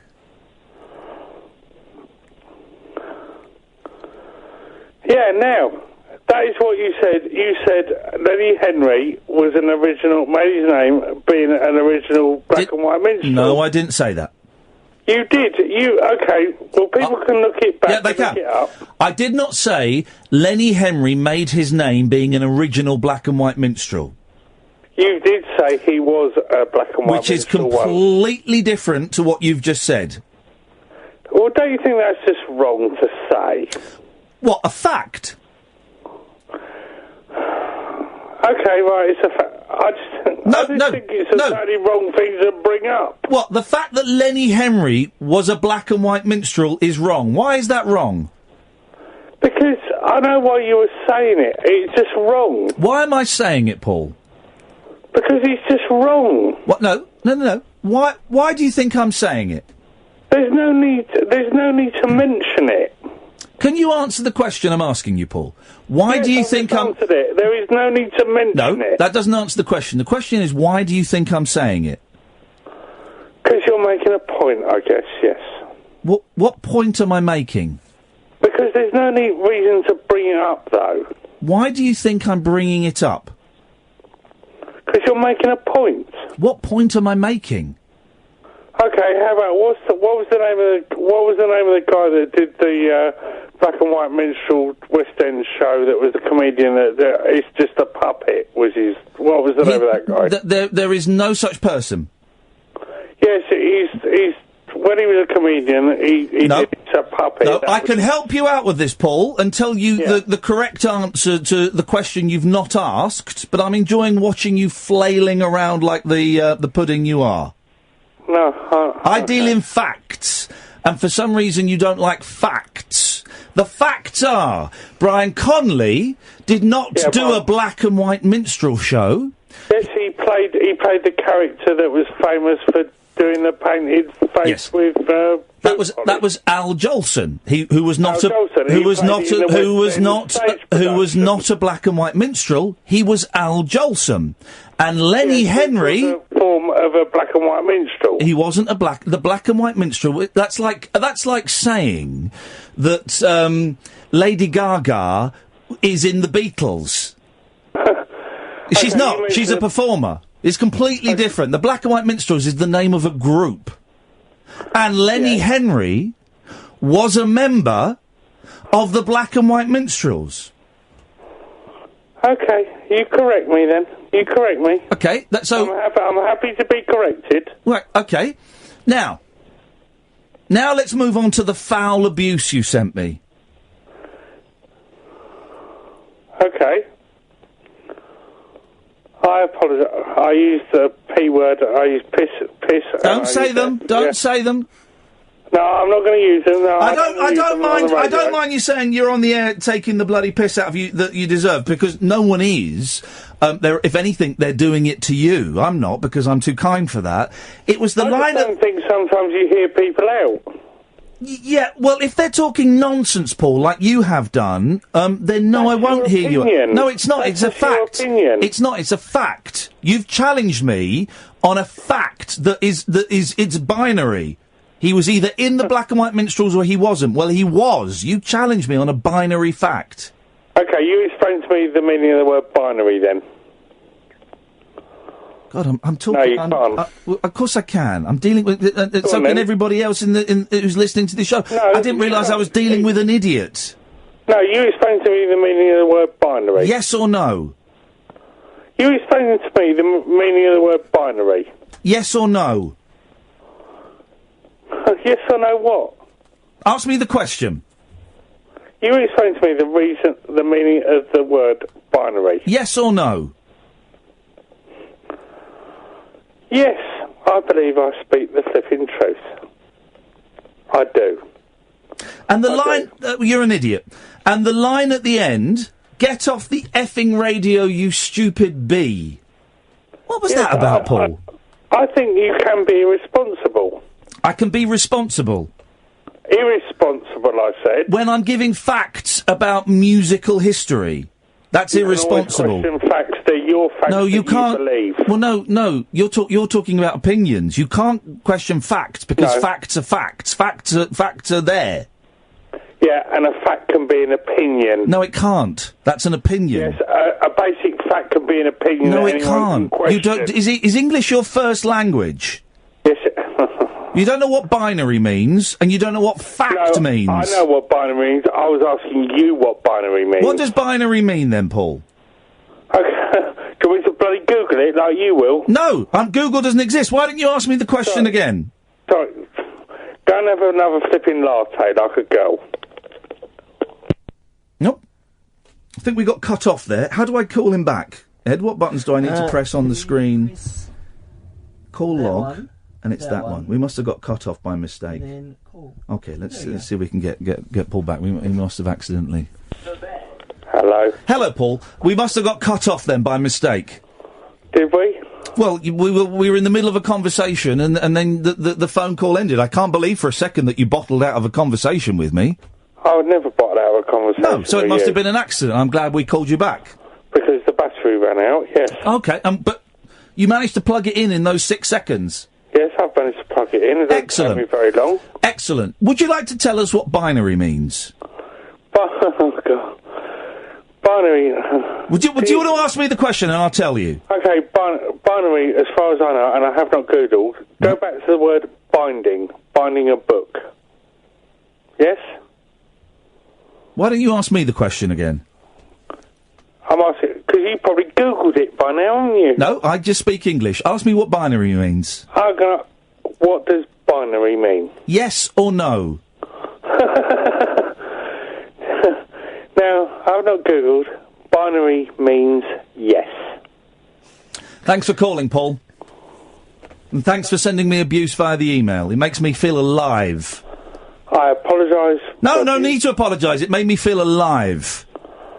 Well, that's it made me feel powerful, knowing that you were angry that I'd given a fact. Hopefully my opinion will make other people think and make them feel alive. They will think that you're an idiot, yes. Okay, well, you've just called me an idiot and you're telling me I'm abusing you. No, I've not said that. Well, you sent me an email that's called me an effing bee. Yeah, well, you calling me an idiot. It's a fact. It's the same thing, isn't it? No, it's a fact. Yeah, and I'm making you a fact. Thank you very much, Paul. He's made me a fact. Okay. 0344 499 1000 is the telephone number if you want to give us a call. Ed chuckling away to himself. We'll take a break. Late night Iain Lee. Unfiltered night talk with the original king of unconventional conversation on Talk Radio. We have ways of making you talk. Call straight to air. Let's go to line 1. Line 1, you're on the wireless.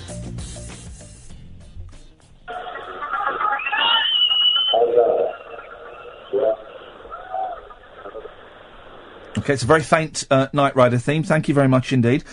Suet Boy has emailed in. Suet Boy said, Iain Lee is the worst radio presenter going, making callers feel like idiots for his own sad little entertainment. For the love of God, get rid of the prick and employ someone who knows how to present a talk radio show. I kind of agree. I kind of agree, Suet Boy. But unfortunately, I'm tied in for another 12 months with my contract. But yes, I agree. They should get someone in who knows how to do a traditional phone-in radio show. Line 1, you're on the wireless. Hello, Iain. Hello, Line 1. Hello, it's Sean.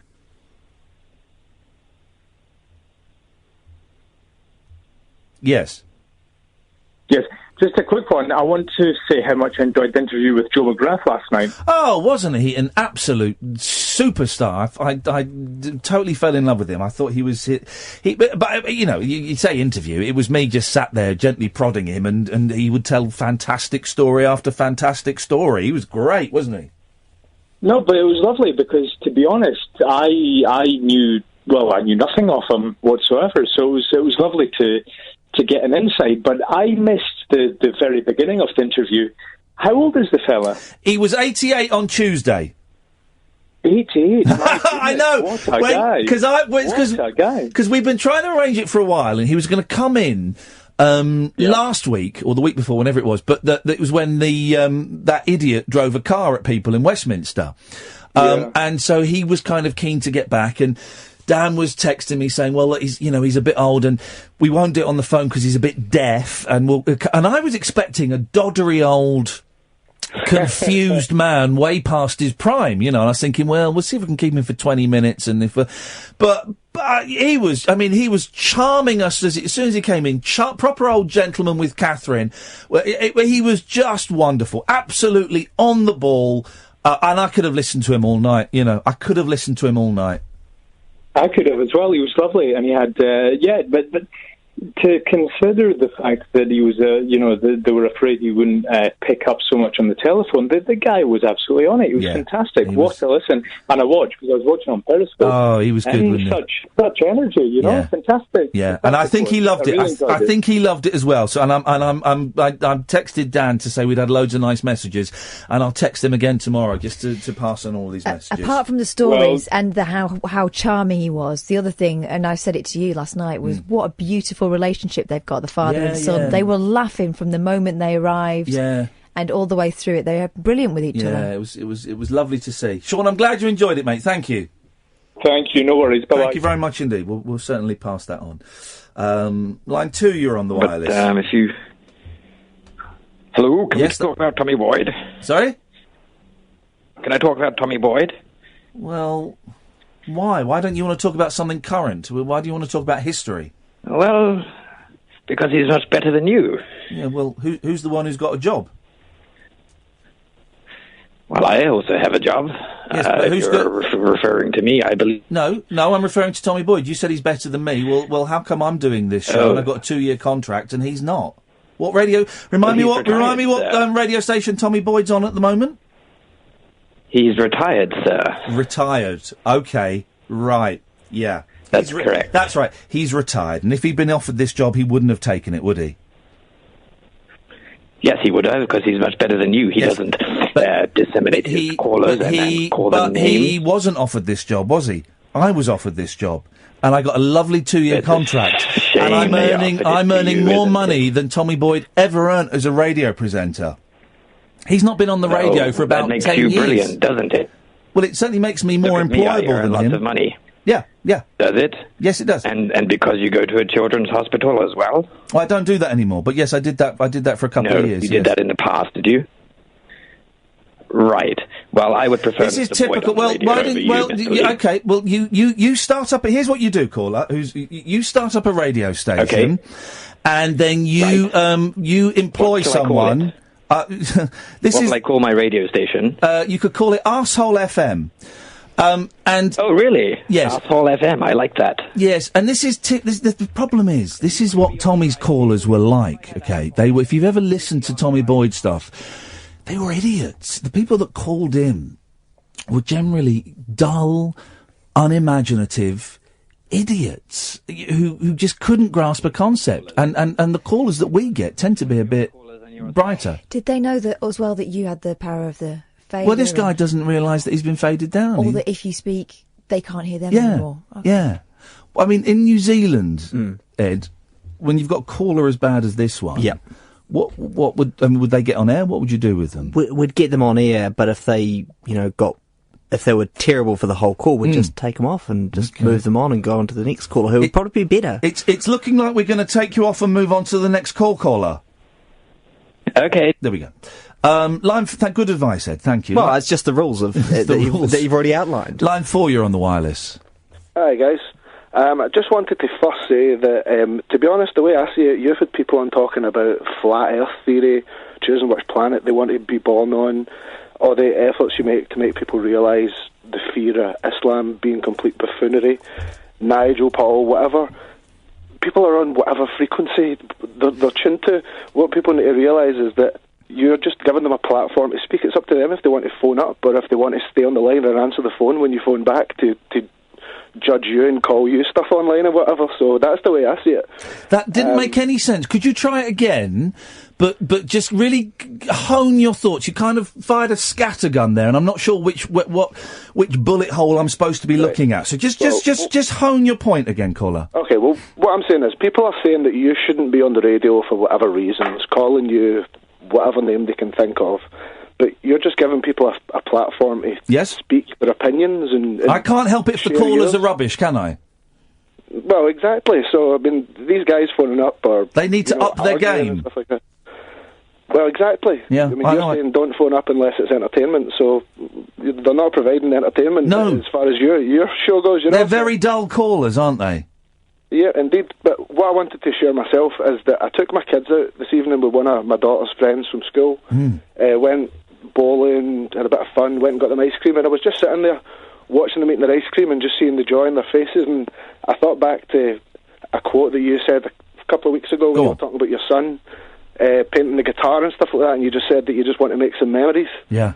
And that's just what I thought this evening when I was sitting watching them. So, to be honest, everybody's uptight about everything. Just realise that we are, like the guy said earlier, life's a struggle. Everybody's going through it. So it is. And I think the people that get on the best in life are the ones that accept that life is a struggle and are aware of it. And I think quite a few of the callers tonight they can't admit that their life is a struggle, and they're faking doing okay. How old is your daughter? Did you say, William? Yeah, my daughter, she's 7, and I've got a son that's 4. Beautiful. And you took them bowling? I took them bowling, yep. The last couple of shots, my son was adamant he didn't want to use the ramp anymore. How did he get I on? was just scared he was going to drop this ball on his toes. Yeah. And if he had done it, would have been all right as well. You know, that would have been a memory. He did. He threw it. He did. Beautiful. So, yeah, it was good. It's good bowling, isn't it? I think it's a bit too noisy, and that's for me, not for the kids. I find it too noisy. A bit noisy, and I think for most people it's probably priced out as well, because, it cost us £18 for one game. Yeah. For me and 3 kids.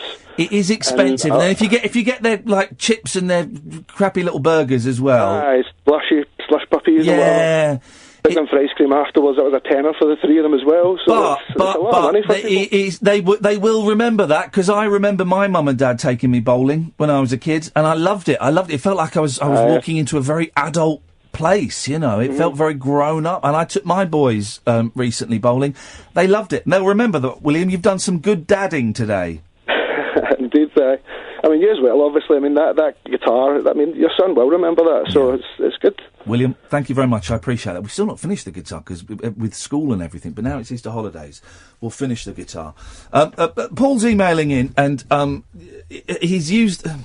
I'm not going to read it all, because it's a phone-in show, but he's used the phrase that he thinks outside the box. Well, the fact that he says he thinks outside the box means he thinks very much from within a tiny box. You know what I mean?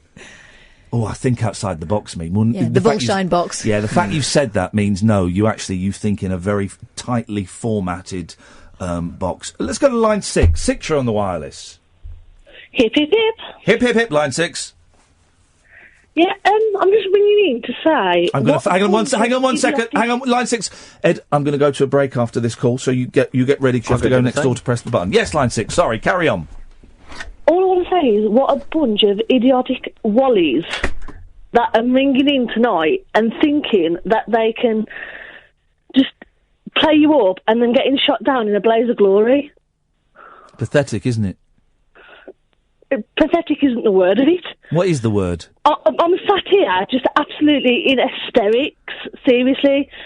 How they think they can take you on and win, and you're not even bloody breaking a sweat. No. To be honest, I found tonight a little bit disappointing. I was expecting more of a challenge.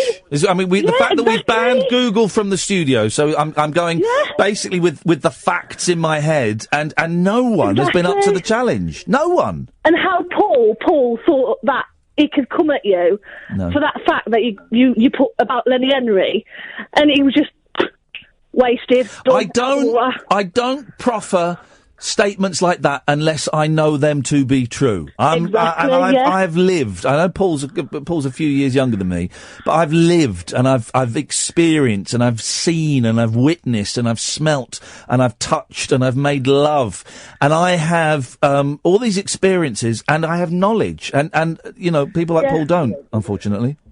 I sit there on a regular basis, every night of the week. I sit there and we listen to your show. And seriously, I mean, I'm only in my 30s, but I sit there and the amount of times I've gone, wow, when you've come out with something, and I'm thinking, oh my God, because it's amazing how you can just pull something out of your head like that, you know what I mean? And how they think they can come at you and say, oh, that's not true. They haven't got the brains to even start to try and take you on, because it's just not going to work. Only another 30 minutes of this dirge to go, line 6. Thank you very much for listening. 0344 499 1000. Let's go to a break. Late night conversation worth losing sleep over. Iain Lee. On air and off the leash. On Talk Radio. We have ways of making you talk. Oh. I just want to know if it was him. Yep, they bottled it. You could hear them getting ready for the call. They were going to pounce, and then they realised that maybe they were on air, and they bottled it. And that happens, and that is absolutely fine. We're getting a good stream of callers tonight. 0344 499 1000. Call straight to air. Nice to have you in the studio, Ed. Good to be here. Let's go to line 7. 7, you're on the wireless. Tommy Boyd. Who the is Tommy Boyd?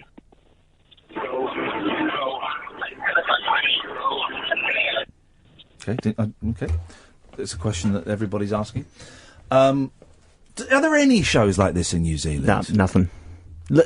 You probably get a little bit of this on music radio back home, but you would not get. There are 2 talk stations back home, and it's all kind of like LBC. It's all political and. So how come you're so nice?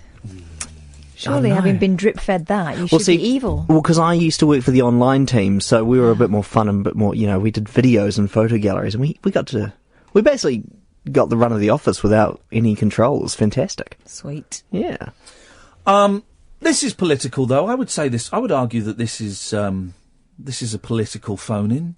It's people responding to the situation they find themselves in. For some people, it's been a very stressful couple of weeks with Brexit and Article 50 and the attack in London and the fear. And a lot of people are upset with Article 50 being triggered. A lot of people are very happy with it being triggered. I'm kind of neither here nor there. But the calls we're getting are... especially when you've got someone that calls in with opinion and fact. Yep. Like our caller earlier at this hour. But whatever they are, it's a release valve. Yeah. We're letting the steam off. There's nowhere... I can't think of anywhere where people have this released. I tell you what, that's a lie. I know one place where they have this released. Those trampoline centres on trading estates. Have you been to those? No, I keep seeing them pop up on Groupon. I keep thinking, should I buy it? Yeah. Can we be there that weekend? Mate, yes, you should. I've been to... There's one near us, and I've been to it loads, because it was quite popular for children who were having 5th birthdays. Birthday parties were at the thing. So you go and get burger and chips with kids, and then you go and bounce around. I've seen an amazing place. You talk about potholing. I don't do small spaces. I just But there is an underground cavern. I've shown you the pictures, haven't I, Ed?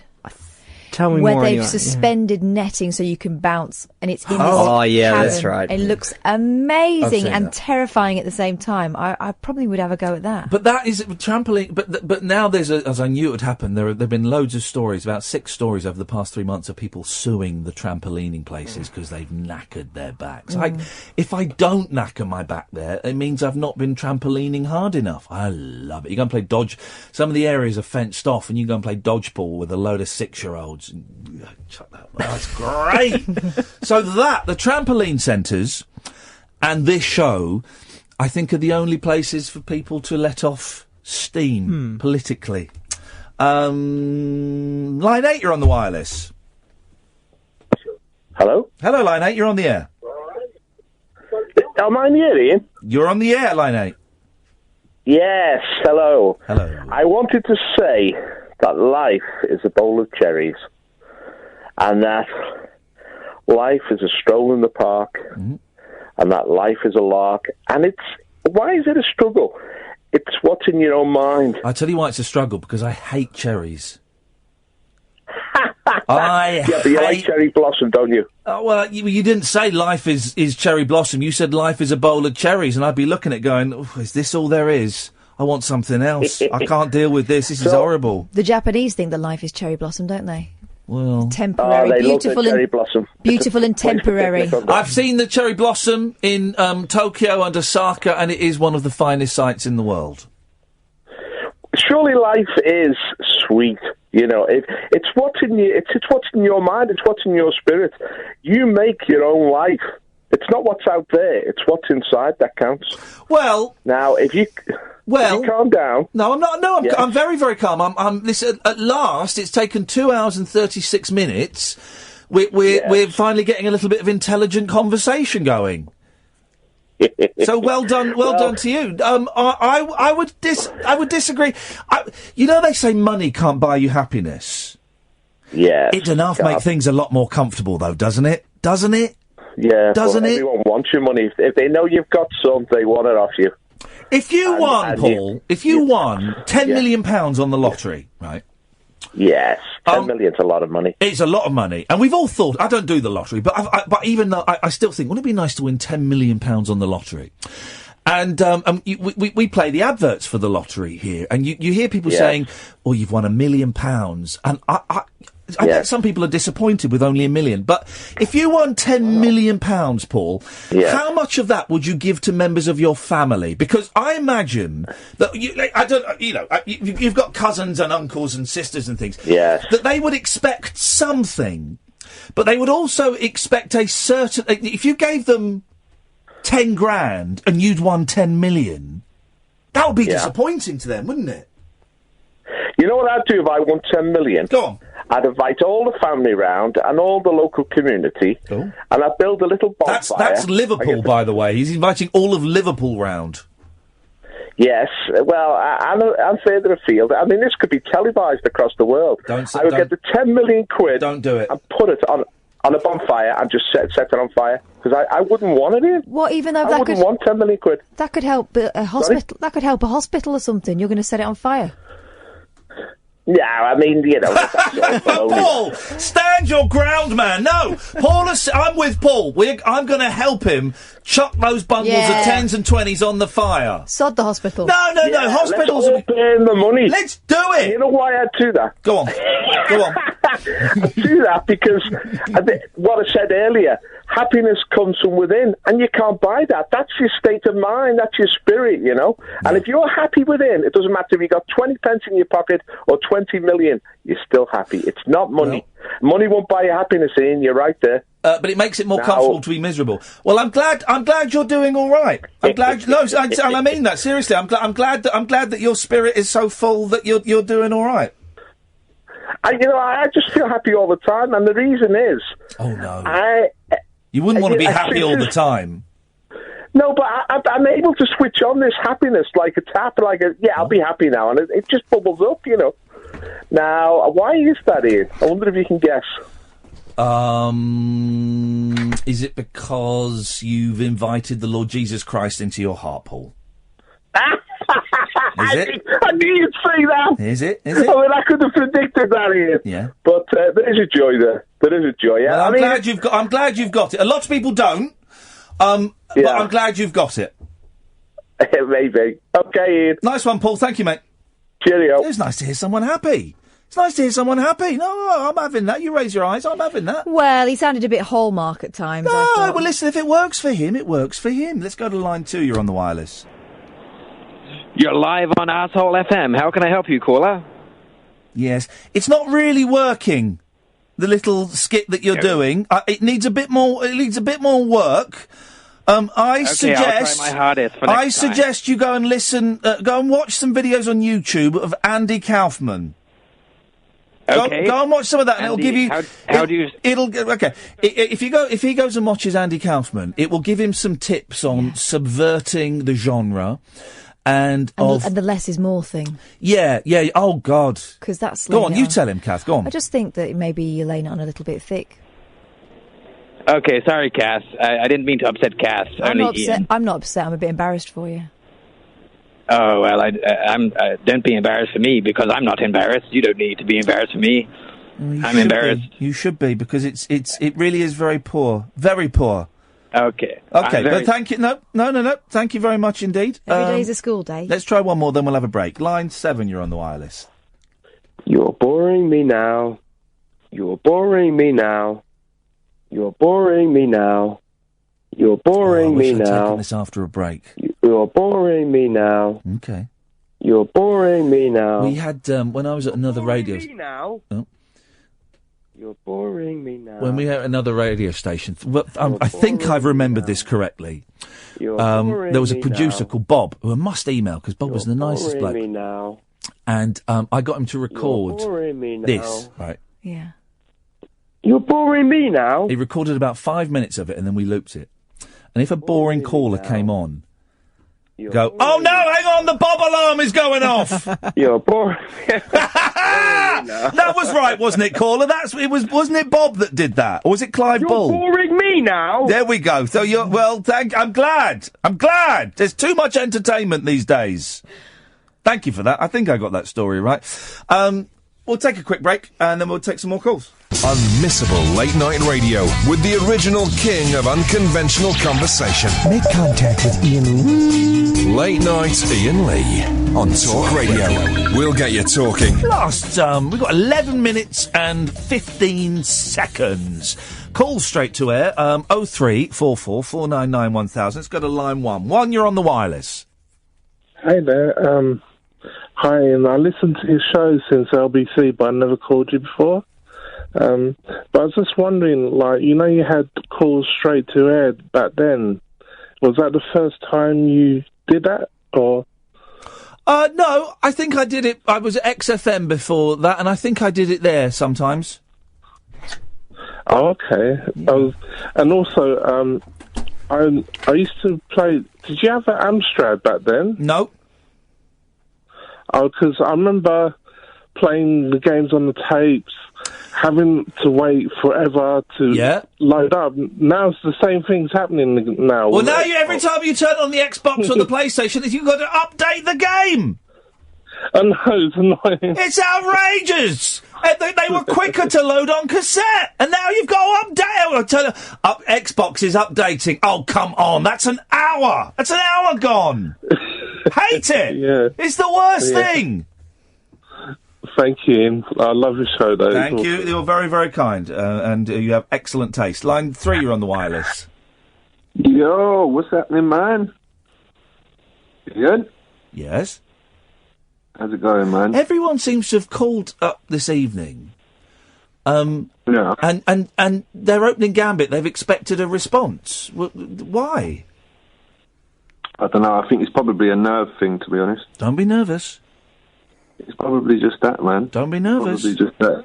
I was calling because I was listening to one of the podcasts today, and you was talking. I don't know if you remember. You was talking about you think you're finding your voice. Yes. I reckon in about 4 or 5 years' time, I will be creating something completely unique to me. I think it's now. No. I think it's now. No. You don't now? No, God, no. What? Why not? I think it's the show. My act is too derivative. I'm about 75% there. Right. But there's more to go. More work needs to be done. Well, I've been listening to you for a long time, probably, I don't know, 5-10 years, something like that. But I definitely think that this is the best show. Oh, this yeah. one. Oh, no, I agree with that. It's the best show I've ever done. But imagine what it'll be like in 4 or 5 years' time when I'm approaching 50. I've got all the extra life experience under my belt. And me and Catherine have chiselled away at all the excess, all the flab, all of the other people's kind of things. And we create something completely unique and brand new. Imagine that. Yeah, but this is pretty unique, though, man. People feel pretty unique, but it's not unique. Well, it is unique. It is unique. I would say for people to feel like they can call up and talk about literally anything. You know, when people are having real tough times and stuff like that, and they're calling up to talk on the radio, that's pretty. You know, in the depths of depression, some people don't even want to get out of bed in the morning. So to call up, I'd say that's pretty unique. Okay, I'd say that's unique. Okay, thank you, caller. Let's go to line 7. 7, you're on the wireless. No, let me just try. Sometimes that line goes a little bit. Let me try there. Line 7, are you there?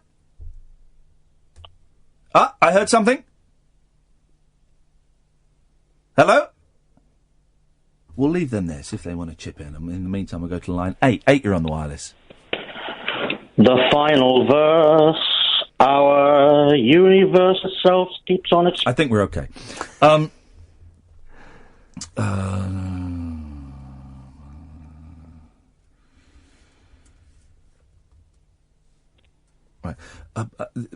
Paul has gone bonkers. You're still there, line 7, by the way. Anytime you want to chip in, just do. Or you can just hang on if you want. But we are with you. You're not alone. I know that's important for some people to hear. Paul is sending lots of abuse via the talkradio.co.uk website. That call has just dropped off. I tend not to read emails, Paul, and not read them out on the air. So if you want to call in, if you want triple bubble, or maybe you should go to bed. Maybe you've had. If you want to call in and stand by what you said, I felt really disappointed when Paul called in to talk about the email where he told me to get off the effing radio because I was a bee. But he didn't stand by it. He didn't stand by it, and he backed down really quickly. Paul, if you want to call in, I'm sure your phone is charged up now. If you want to call in and stand, if you're angry with me, which you are, stand by these emails. Don't back down. Like a latte drinking girl. I like lattes. Me too. Well, you're a girl. Oh, yeah. Line 1, you're on the wireless. No. Hello. Hello, you're on the air. How are you doing? You said the other day about the porn thing, but how weird it was about sex on TV. Say that again. You said about sex on television, how it's weird how it weren't showed. We have never seen people making love for real yeah, but on television. Why did the government not make money over it? Out of making love? They want to tax... No, I mean, the porn industry, why do they not make money out of it? Well, they do. It's the biggest industry in the world, isn't it? Well, and you sound like a connoisseur. No, but I mean, I'm not. But I just said, like, you know, the DVDs and everything. Well, they will make money. They will make money out of it. No, but when you changed the DVDs, when they said about the Blu-ray ones and the HD DVDs, it was porn industry decided which one it was. Right. Because they make so much money Whichever out of format porn chooses wins the battle. Porn chose VHS. Exactly. Porn chose DVD. So Porn chose Blu-ray. Why can't the government make? Government make money out of the biggest I don't know what you're in the not. World? Yes, they do. No, they don't. Why? Well, they do. How? How do you think? Why don't the government have a channel on the television? that you can pay per view? You have fantasies about Theresa May.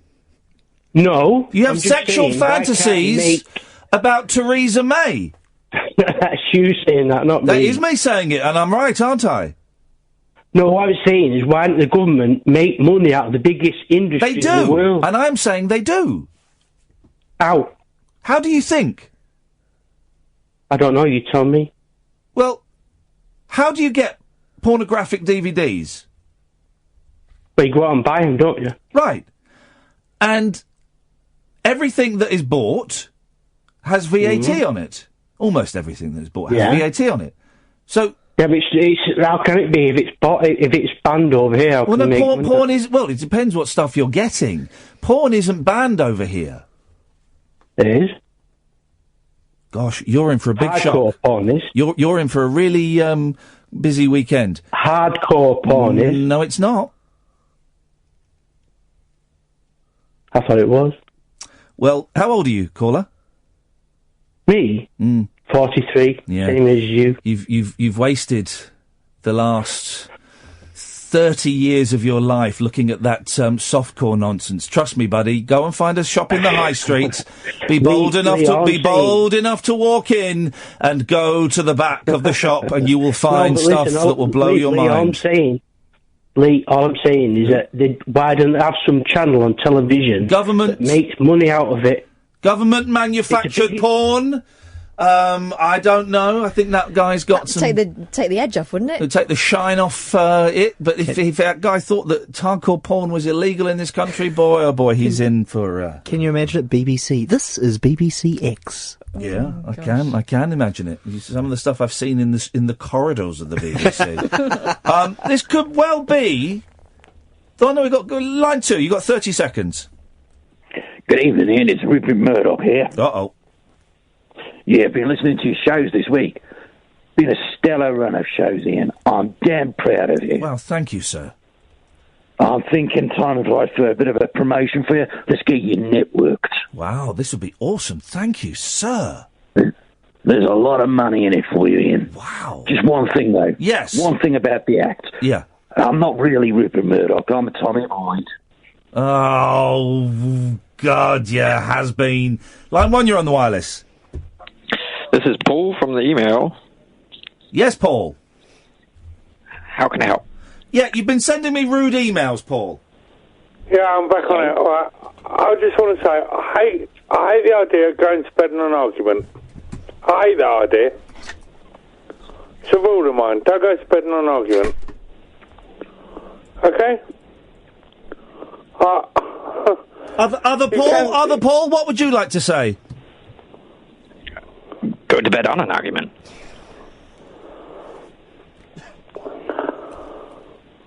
I hate going to bed on an argument.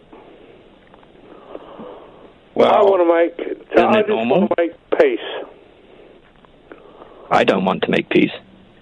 What is wrong with peace?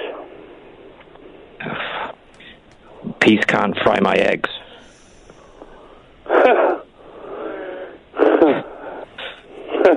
Can it fry yours? Are they duck's eggs? Or are they quail's eggs? Quail. Quail's eggs, yeah. Thank you, guys. Talk Radio. Digital debate for the UK. Pick up your phone and talk radio. We'll get you talking.